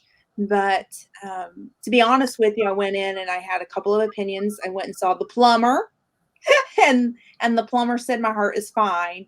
He said, no, I'm going to send you on to an electrophysiologist, which is the electrician, because this is an electrical problem. And when he sat there and he explained to me, he said, you're going to be awake for this procedure, and we're going to put your heart into tachycardia. I went, no, thank you, and walked out of the doctor's office. And so it's taken me a year. So speaking of doing something scared, I've just gone back and I've seen both of those cardiologists. And one of them is an older gentleman. And he said, you want to deal with this while you're in your 40s, get it over with, because it's much harder to deal with this in your 60s, 70s, and 80s.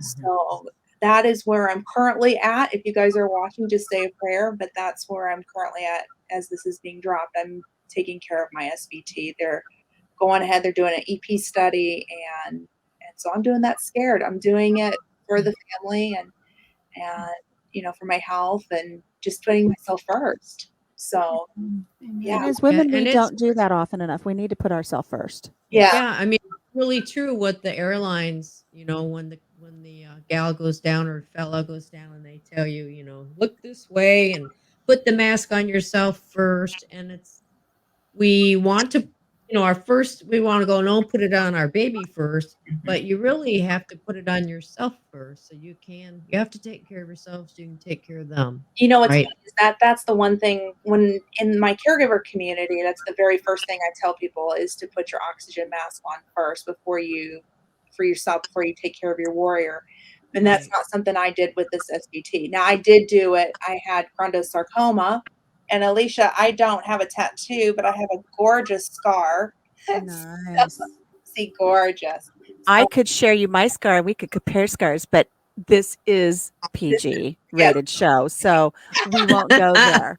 But I at least have you get to show scars. yours. I Just have saying, I have scars. a nice beautiful Scar. plate and 6 screws all up in there, and took care But of now, it. Glenda, when you knew something wasn't right, but yet the doctors were like, right? Well, when your Counting heart's going over 200, No, I'm sorry. 200 This and in her arm. In her The arm. original. Oh, her arm. Yes, the arm. Yeah, I got This blown off. She got blown off, guys. This was cancer, and she was blown off. I was blown off. And so in the middle of the shutdown, I went into my doctor's office. I had had some other issues, and I had switched providers by this point. And I really do believe you should advocate for yourself and switch providers if you have to. And I had. And during the shutdown, I got a call in, and they had done an MRI. And the doctor, they called me on a Sunday and said, "We need you in on Monday. She's holding off her vacation. We need you Monday morning." So I went in and she sat down, and I had to sit by myself, no support because shut down. And she said, "Glenda, we think you have chondrosarcoma, and we're going to send you on to an orthopedic oncologist." So I did. I went on, and just a few months prior, there was an Air Force wounded warrior that I had personally known from the same region that my husband is from, who had passed away from the same cancer. And he had battled it for 10 years. And it was one of those, okay, I'm just going to go ahead and we're going to get rid of it. We weren't really sure if it was or wasn't. And to be honest with you, I'm just going to say that in a short sense that the pathology report, whenever we got it back, was not conducive with what the surgeon had said. I had to get even a second opinion on that one too. And I have since switched orthopedic oncologist, and I'm being followed. So it's important to advocate for yourself to take care of somebody else. Now, my heart, it took me a year because I got scared. Okay, but with the chondrosarcoma, really, I have the oxygen mask. It's like a bone tumor, isn't it? It's a bone cancer, A and bone cancer. and You had so- a bone tumor as a little girl. Right. She had this knot on her knee, just below her knee, and it seemed like overnight that thing got to be the size of a tennis ball. Yep. And it's on my left knee. I can't lift my Alicia. I can't try So I it. took her and to the doctor, and he said, "Yeah, that's a bone tumor." And he said most of the time they're benign, but there is that occasion. So so we made arrangements. How old were you? Oh gosh, I was in the middle school, maybe Okay. 7th or 8th grade. Yeah, and I mean, yeah, so when the chance of having something in your arm, it's like, oh, that's a no-brainer. You got to get it checked out. Well, and then I just recently had pre-cancer, skin cancer. Yeah, skin cancer. So, I mean, really just taking care of Oh. you and putting yourself first. I mean, That's another good. We touched kind of briefly on it, but to go skin cancers, so you need to go every year, right, to dermatology and let them check you from head to toe. yeah. I just started that. Me and Dave started just like a couple years ago, and I have had some suspicious things taken off too, because when I was in my mid 40s, I guess, on the weekends I worked at a tanning bed, and one of the benefits, of working the weekend or anytime was you could go tan anytime you wanted to, right? And I did. And I got brown as a bear. And so now I have lovely browns. That's why I said it earlier, my legs ick, because I have brown spots all over, and I've had some of them removed. So, and there was a gal that I worked with one time, and she died of skin cancer, real aggressive, and she was a tanner. So it's important to take care of our skin. So I know it's getting late, and everyone, we appreciate you being here. Maybe there's some closing remarks. We know, number one, let's start taking care of ourselves at any age we are. Let's not say because I'm now 60, I'm now 50, I'm now whatever age, excuse me, that you will say, hey, I'm going to, and even if your doctor says you don't need to do that, oh, come on, you don't need Find to another doctor. find another doctor. Yeah. Yes. So Yes. I don't know, Chelsea, you want to give your parting thoughts? Don't be like me and don't take the time for yourself. Mhm. Because I have needed to go to the dermatologist for spots for months now, and I just don't make the time for myself. So it's just hard with kids, but I know I should. I mean, I Yes. do should, but I just don't. So Well, Chelsea, do that. Grandma has had 3 kinds of skin cancers on her face, and I'm taking her back. She's here. She's going to be 93, and I'm taking her back. I think it's in October on Halloween. I'm taking her back because I see some new spots on her face. So yes, hon, just say to yourself, hubby, take care of the kids for a few minutes. I'm going in and let them look at them. All they're going to say is yes or no, or let's take care of it. yeah, Right. It's And so much. then you'll have peace of mind. Then you know what I'm saying, because I had a real good friend. Her name's Kathy, and she's passed away, but she did not pass away from what you think. But she was my roommate one time, and I was always a worrier. I'm just a worrier, me too. and Kathy was never a worrier. Kathy was like somebody that she just didn't worry.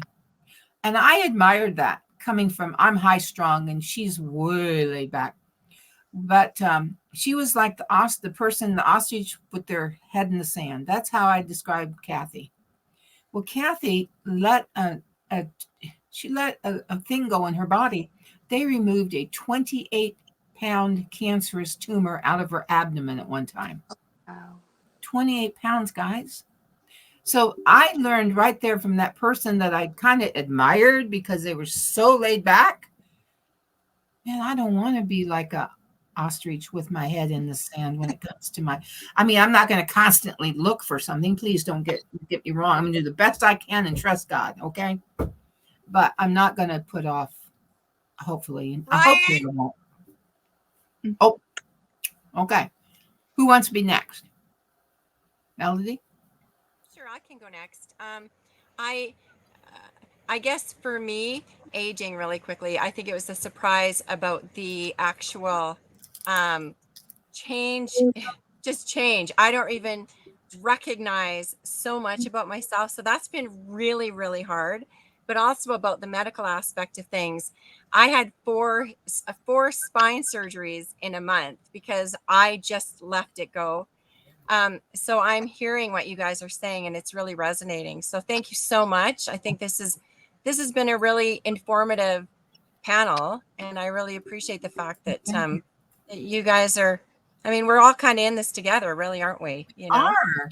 Yeah, and we learn from each other, Yeah. and aging, they say, is not, Ugh. not for the weak.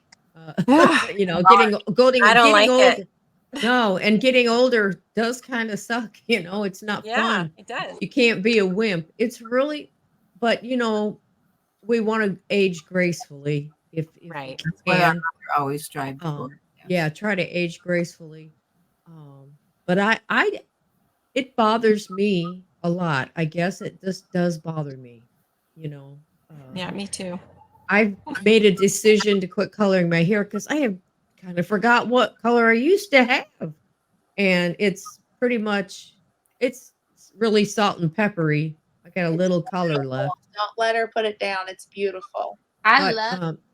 I it. do. Thank you. Well, I miss my long hair now. So we're growing our hair, guys. This So is I said I'm gonna grow it back out because it was about down to here at the most. I got it to about here, and then I kind of went shorter. And then one day I went to the beauty shop and said, "Take it all off. I'm tired of it." Now I'm kind of like, oh man, I wished I had it down again. So I'm gonna try. I'm trying, Really. and I'm gonna try not to color it. Although I color my Color your own. eyebrows. Yeah, I go to Sally and get my stuff and I mix it just a couple teaspoons up and I Mine's dark. I can't color it, so I don't have that problem. Hair Oh, is you have beautiful hair. healthy. Yeah. Oh my And gosh. Glenda, you are letting yours grow out, right? Yeah, so this is all the natural gray. It looks like I've had it highlighted, but it's not. Yeah. It's actually the gray coming through. I've like not it. colored it in forever. love Yeah, I Thank think that's the lighting though. I'm because really mine's I have, here it's Well, really I bad stopped around coloring here. mine, so there you go. Huh? So, what would be your parting advice, Mom? Um, enjoy your life. Do as much as you can. You know what I mean? Within reason. No. No, enjoy yourself. Try to enjoy each day. Um, I think we rush to I was one, Alicia, that I had to have my house spotless and clean. Glenda could probably tell stories about that. Mhm. Yeah, and Chelsea, I'm an organization freak. Mhm. I'm My not. mother would clean carpets at 4 a.m. Yeah. Yeah, painting. I painted in the middle of the night, Oh, right, Glenda? yes, and wake us all up to the ammonia in the carpet cleaner. Yeah. Yeah, so I am a lot more relaxed, although, Very. I like to keep the house. I'm kind of I'm not a germaphobe, but I'm sort of.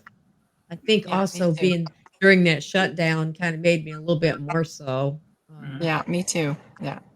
Kind of a germaphobe. But so I probably missed out on moments with my girls that I should have let the house go, like Alicia said. I should have not been so consumed about all the cooking and cleaning and making sure everything was perfect as well as I could do. Because for one thing, I was like a home ec major in school, and I always wanted to be a home ec teacher.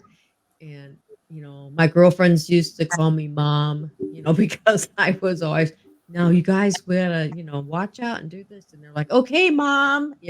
So I was that one. I was that person. So I Me wish that I would have had your advice, Alicia, back then, to take the moments and really enjoy. So I guess so now I'm trying. That's actually a topic that I just discussed with my husband's sister because she is 65 now, and every time we visit, you can't get her to sit and spend time with you. She's constantly on the go, constantly cleaning. The last time we went to visit her, I finally got her to agree to go see Mr. Rogers, that movie that came out several years ago. But she had to polish her faucet on her kitchen sink before we could go because she had just washed up one or two dishes and there was a water spot. No, we couldn't go till that was done. Well, I'm And not that bad. she's You pretty were. regimented. And she told me about it again this week. And I told her, I said, sis, when you die and your entire family is gathered around, you know what they're going to say? They're not going to say she had the cleanest kitchen ever. Mhm. They're going to say, hopefully, they're going to say, I remember that time she went to the movie with me and we had a really good time. They're not going to give your eulogy about what a wonderfully clean kitchen you had or how No. clean your house was. That's not what matters. It's going to be, I remember that time she spent time with me and we did this and we did that. My husband said, he said, she'll never get it. I said, I know she won't. But that's an important thing for the women who are listening to your show today is Yeah.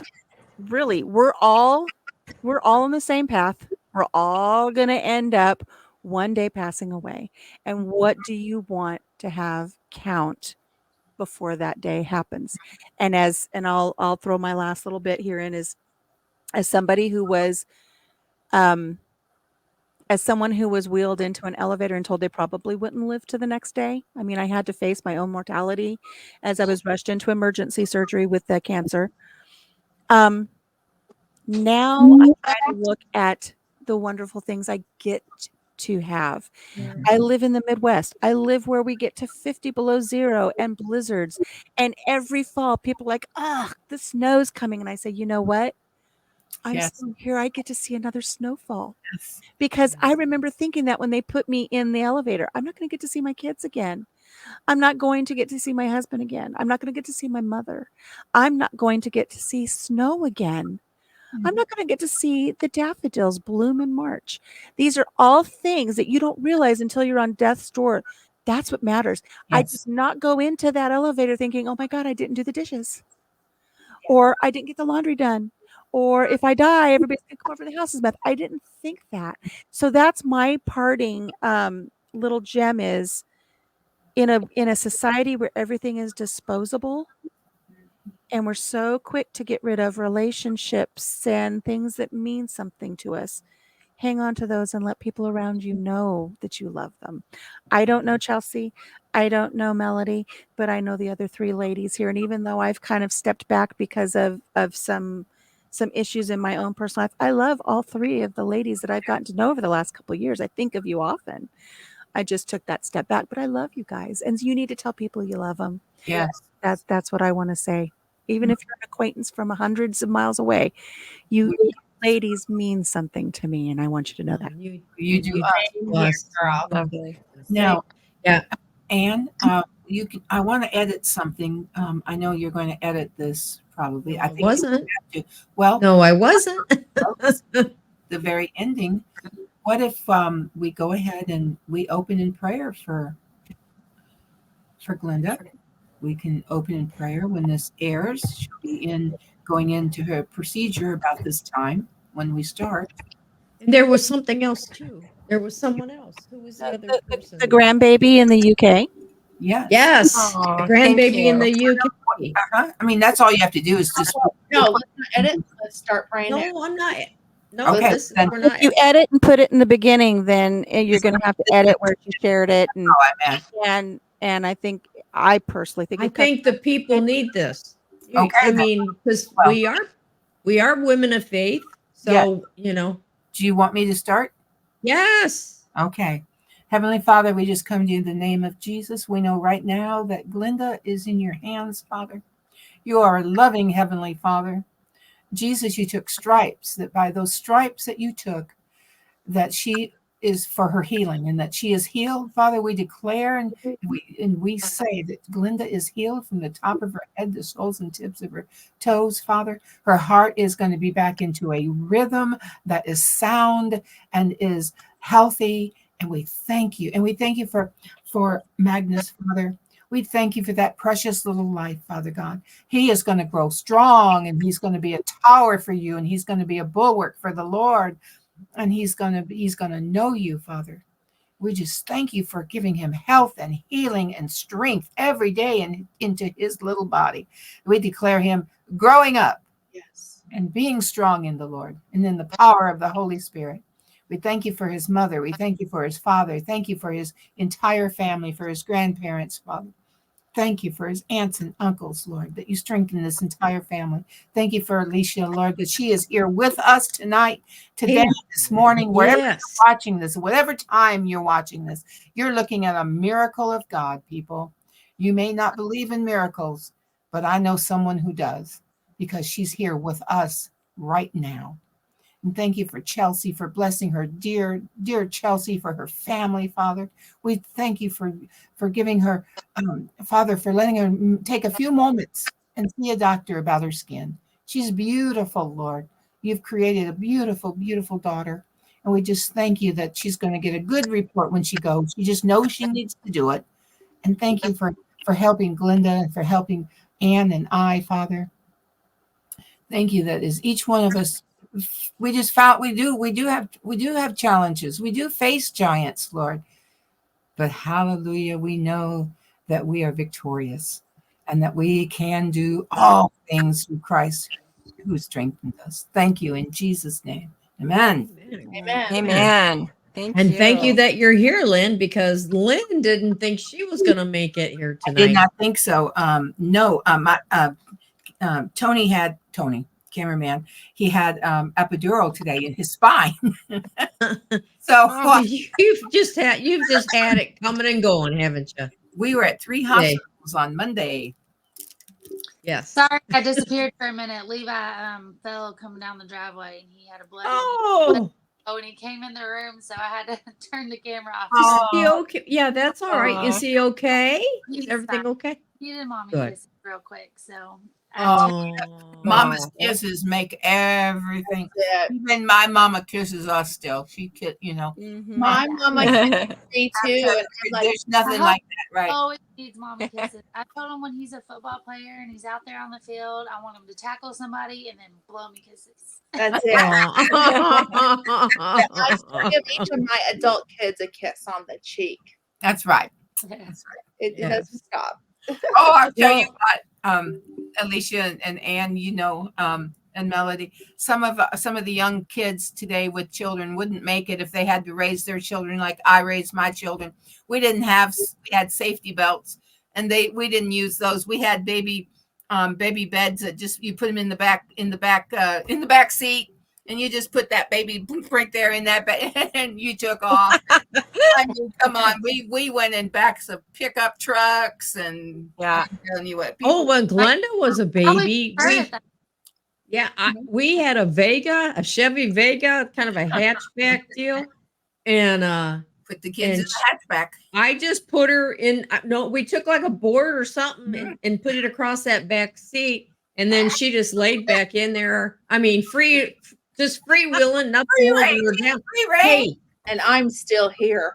her first airplane trip, she was 3 weeks old, and that's when in the 747s, because he was stationed in Hawaii, her dad in England. It was born in Honolulu, and the 747s in the middle of them, they used to have these baby bassinets for the little ones, and they clipped into the wall. They have like there's 5 seats here and 5 seats here and whatever in that middle section. And so they always put you right there, and they just clipped into the wall, and the baby just slept in there, wasn't strapped down. I mean, I can tell It you was- that they didn't have that when I flew internationally with a it was a Wild West. We grew up in the Wild West practically. Didn't My we, parents drove cross country with me as a 6-week-old infant in a Fiat, and they put me in the little back window. I was in the back window, laying on that little strip behind the seats, because there were only 2 seats, and I was back there. Yeah, so we didn't care, did we? We just No. the Mom's first arm was the seatbelt. the baby carrier that I had for That's right. Glenda was, now you would think it was a toy for a toy baby. They're just that little thin piece of plastic. Yeah. So, Yeah. and that little, I have and to tell Glenda's you, so old, she was raised on cloth diapers. Glenda, you're right. That Oh. was it, wasn't it, Glenda? Mom's arm was a seatbelt, but I have to tell you, so whenever we lived in Japan, my oldest, we couldn't find the infant car seats, like what we have now. Everybody knows what an infant car seat is. Well, those were not in Japan. So I had to go buy a real car seat, but we tilted her back because it could adjust, right?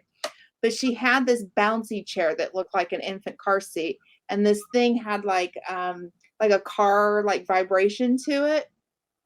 So she wanted to be in that thing all the time. I am telling you, I had a nurse come running to me when she saw me getting my infant daughter out of the car seat. She just saw me putting her in this little chair.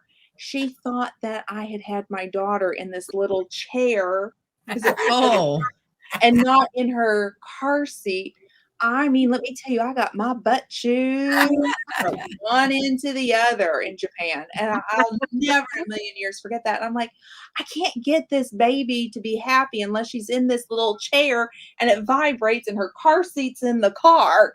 Imagine the horror. I mean, The horror that I brought an extra chair with me so I could keep my infant baby happy. Oh, and the Johnny jump ups, you just put on the molding. I think they have better ones now, but Oh yeah. No, I have one of those. I have one for my granddaughter. Yeah, those Well, are the best. are those still okay to have? Yeah. I remember as a young mother, and I told you guys we had our children young. I was just barely 16 when I delivered my first baby. I had only been 16 a couple months. So I was pregnant at 15. Intentionally, by the way. Wow. Yeah. You go, girl. And we thought we were being so responsible because we did have a little baby car seat carrier thing for him.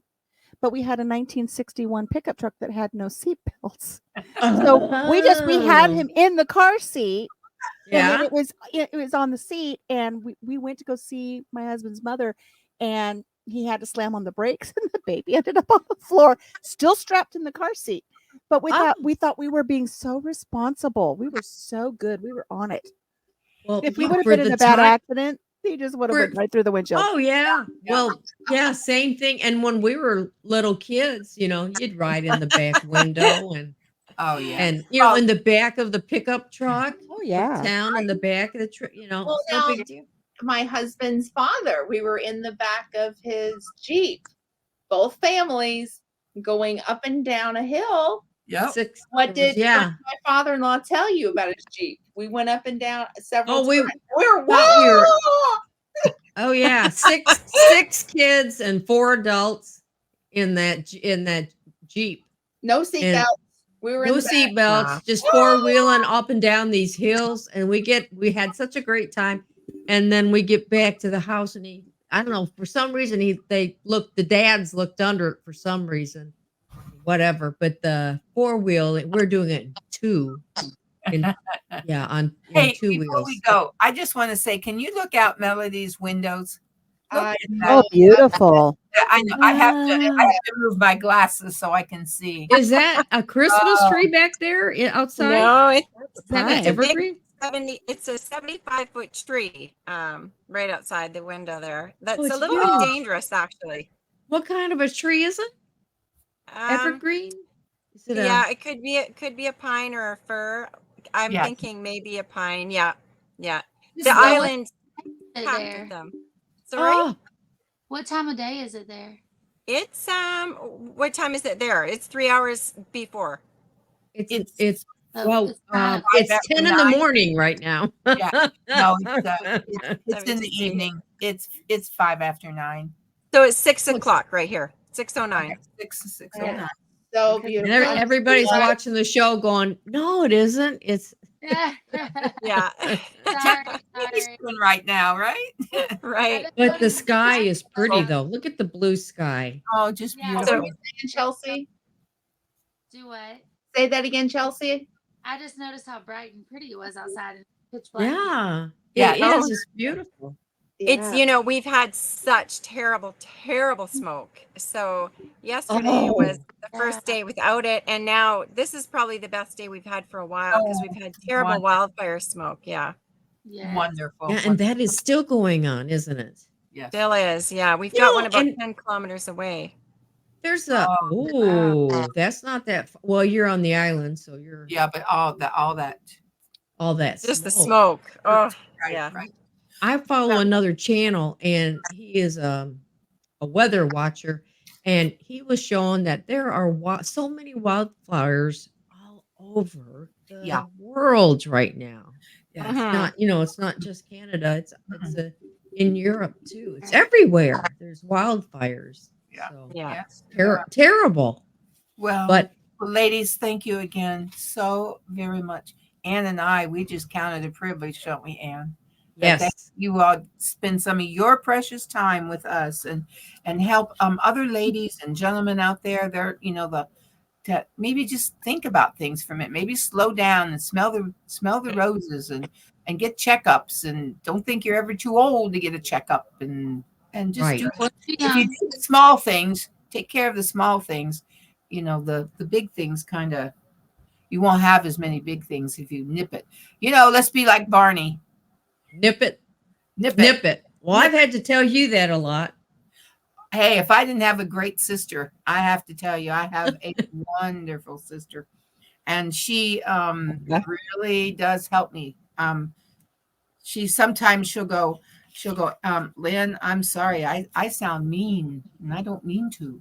And I tell her, I never take it as mean. I know it might be harsh, Hey, I sometimes need a fire set under me, if you know what I mean.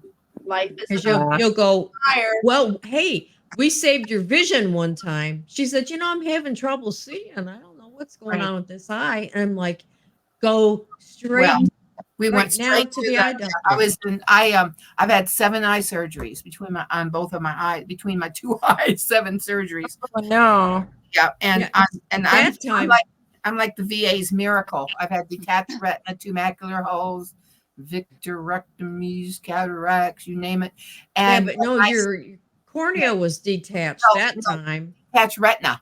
I have a Oh, detached retina. retina. Okay. So Yeah. from about noon when it detached, about 11 in the morning, at 9 that night, I was Couldn't see. I was in surgery. Yeah. But she was like, I'm having trouble seeing. It was I gone. can't see. It's my vision. I'm like, go now. Don't do anything else. Go right now. Check Yeah. your vision, check your ears. Hey, that's something that happens when you turn, I'm sorry, but near your 40s, your vision kind of goes like, I can't read that. I can't read it. Sorry. Yeah. And Yeah. then pretty soon, eventually, your hearing kind of goes like, what? Yeah. And something else we didn't talk about at all, but your teeth. Keep your teeth. Yeah. Go to the dentist and have checkups, because believe it or not, teeth, problems Affect your with your heart. teeth disease can affect your Affect your heart. You So can, people have actually died, and it could have Yeah. been prevented if they would have taken care of their teeth. yeah, your teeth can kill you. Yeah. Who Yeah. knew? Well, thanks for scaring me, guys. Hold it. Do you go to the dentist, or are you afraid of the dentist? And let me be of encouragement. As women, we encourage one another. Put yourself first. As I'll come with you to the dentist. Just let me know. And I'll be Do Just it. every part of your body. You gotta. I will come and get you, girl. yeah, I'll Like come when with we had a one-stop doctor that did it all. Now there's Well, multiple doctors. I finally did put myself first recently, and I went and got my wisdom teeth taken out, and it was horrible. Oh yeah. I got infected, and then they wouldn't call me back, and it was the longest, worst experience ever. So So you know what you do? You find another dentist. yeah, I've got a I great like dentists, but that- I've got a great dentist for you. Aw, too bad. So cataracts. We had cataracts. Had those taken Watch out. for macular degeneration if your parents. Yep. Our dad had that, so now we get checked for that. Diabetes. If you're a diabetic, you need to have to see an ophthalmologist, because they need to check all of your eye, the health. So you have to. I mean, there's just Chelsea, you name there's it. so much we could have said. We've not said it, right, ladies. I'm laughing There's at a Will. We have a because part he 2. did a CPAP Yeah, machine. part 2. Hang on a second. What, Chelsea? I'm laughing at Will. He says, or you can get your CPAP machine. He just picked that up today. Oh, I have that. CPAP. Yeah. Yeah. Right now, I can't cross my leg because my thigh's cramping. So You can get TMJ and have to wear. I had to wear a mouth guard one time. I had plantar had your name fasciitis. on We that had to wear the mouth guard. boot. You Huh? had your name on your mouth guard. I had my name on my mouth. I used Yeah. to tease her, and I said that's so that way if you forget your name, you just go, "Oh, my name is." I have my plate in tonight. And I think my orthotics. I Oh, had orthotics too, and they had my name on them. Well, my plate you has don't my forget name. your name. There's a plate here. I don't know how often I go to church, I go somewhere, and I don't have my plate in. Oh, you've been on the TV. no, We've I've been on been TV a on lot our now. show and gone. No I teeth forgot back to put here. my teeth in. I'm going. That's okay. Don't worry about it. That's why I do Memo. Memo don't care. Memo can You wear. don't care, Mama. It Well, don't. what would Mama say about all this, Lynn? What would Mama say? She's like, you got to be a tough old mule to make it through life. I'm telling you what. You might get kicked a time or two, but get back up there, grab them reins, and get back on that pony and ride that pony. Boy, you sound just like Mama. I know. All right. Ride that pony to the finish line, ladies. Ride that pony. Well, Oh, we got to have you guys back. oh, Alicia, Melody said it's part been way too long. Way too long. going to be part two, has. the nitty dirty gritty. I know, Yeah, but we need this to was see really Alicia great. more often. We need to see Alicia more Yeah. often. We love our Casey. Yes. We love We had We this. love our Casey. We've had Casey on several times now. Ormsby Farms. Yes. What a hoot. What a hoot he is. He I- is. He cracks Former- me. He just cracks me up. And his little Instagram quick videos is, oh my God. He is a former CW movie star too. Now, come on. Yeah. Yes. He is Yeah. he has been in Vampire Diaries and so many of those. He's a hoot. But he's so funny. He's I so like good. the one. What was the one he was dancing? He was a farmer dancing, and he did he's just He's always doing them. What's the one thing he says? I just love it. Beep, beep. Come on. Pew, pew, pew. pew, pew. Casey, this is for you. Pew pew Beep, beep, pew. pew pew pew. Yeah, Chelsea, you have to check out Ormsby Farms. How will you, Melody? If you don't know, Yes. I will. I'll do that. I tell you, there's so many. Plug in round the hay bale. Round Yeah. I wasn't. I didn't want to plug it, but yes, listen to Round the Hay Bale. You plug it real quick. Where It's can a- we it's a find Round? weekly podcast, and then it drops on Monday mornings at 9 a.m. and it's 3. And surprise, we're going to have an additional host joining us soon. I think you guys will love that. Oh, And so we have the podcast. It's about homesteading. We have that on Monday mornings, and then Tuesday we do a radio show where we go live and we talk about the podcast that just dropped the day before. And Fun. where can people find these?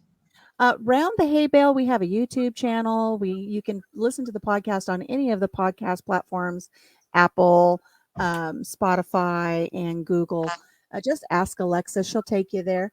And then we have a group on Facebook called Beginning Homesteaders Group, and you can go there and you can listen to the radio show, or it's on Facebook. It's on YouTube as well. Casey's got us Wow. doing all kinds of stuff. oh yeah. He's Fun. and another thing, if any of you are interested in cruising Alaska 2025, hook up with Grace and Fire, hook up with Glenda. They have the best deal going to Alaska. And Really? oh gosh. Going to Alaska, Chelsea. And yes, What? Chelsea. And it starts in I don't wanna- in 2025. they're In going. August of 2025, we're leaving out of Seattle, and we've worked a deal out with Norwegian. We have a travel agent named Terry, so you don't book through anybody else but No. Terry. And we're going up for a week. You want to And hear there's Dad? and I've there's never going to be been- other YouTube channels there. Right. There's Well, and people without YouTube channels. What, Chelsea? Yeah. It's not. They said it's not like a meetup, but because it's a vacation. It's going Right. to be a family vacation, but there are going to be. saying I've never been on an airplane, we're going Oh, you're girlfriend. and I have never been on vacation without my kids. So Oh. Yeah, this would be you'd want to take with just the two of you. And Yeah. Chelsea, the price starts around $2,000. Everything. and when are you Each. coming? Is that per person, Glenda, or that's total? It is. It was per person.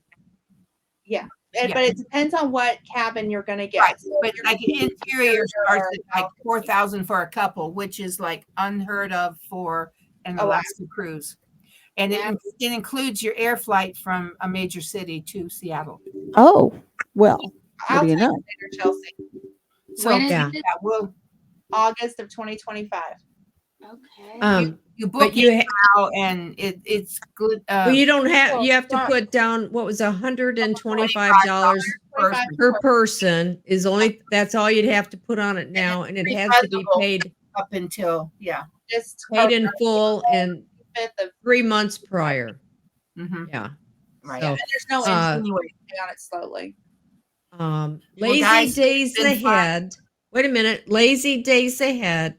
Lisa Right. and Jesse, that channel, and also Scott with the from Grooms. Rambling. Yeah, with they Scott. have And videos on it. Miss Glenda. Miss Glenda Yeah. can hook you up too. So So maybe and- we can put some of that in. We'll put the info in our description, right? Yeah. Glenda? Let me We just say can do one that. more thing too. If you're active duty, a veteran, or spouse of either or, you get an additional 10% off through Right. ID.me on Norwegian's website. What And if you your son? Just your Mm. son. I know. Sorry. But you do not want to go through son- anyone but this gentleman named Terry or his assistant. Yeah. This is an exclusive offer. Exclusive. If you book Norwegian, you're going to pay double the price. So this is a real deal, and there's I love people. all kinds of benefits to it. Well, I we love think you we're all. gonna. We've been on for 2 hours. Can you believe the time has flown? Yes. No, I can't. It's been great. I know it's been such a. Yes, it has you know, flown by. No, I can't it- believe it's been that long, and I love you all. And I know, and I just hate to say goodbye, but we must. it is that They time. won't want to come back to our house if we keep them all night. I know, but I want you to come back So again. let's not keep them. Let's good night. It is having you. Be good. Get checkups. Get your cup of coffee. Get your cup of coffee. We'll be thinking about you, Glenda. Thank you. I appreciate it. Mwah.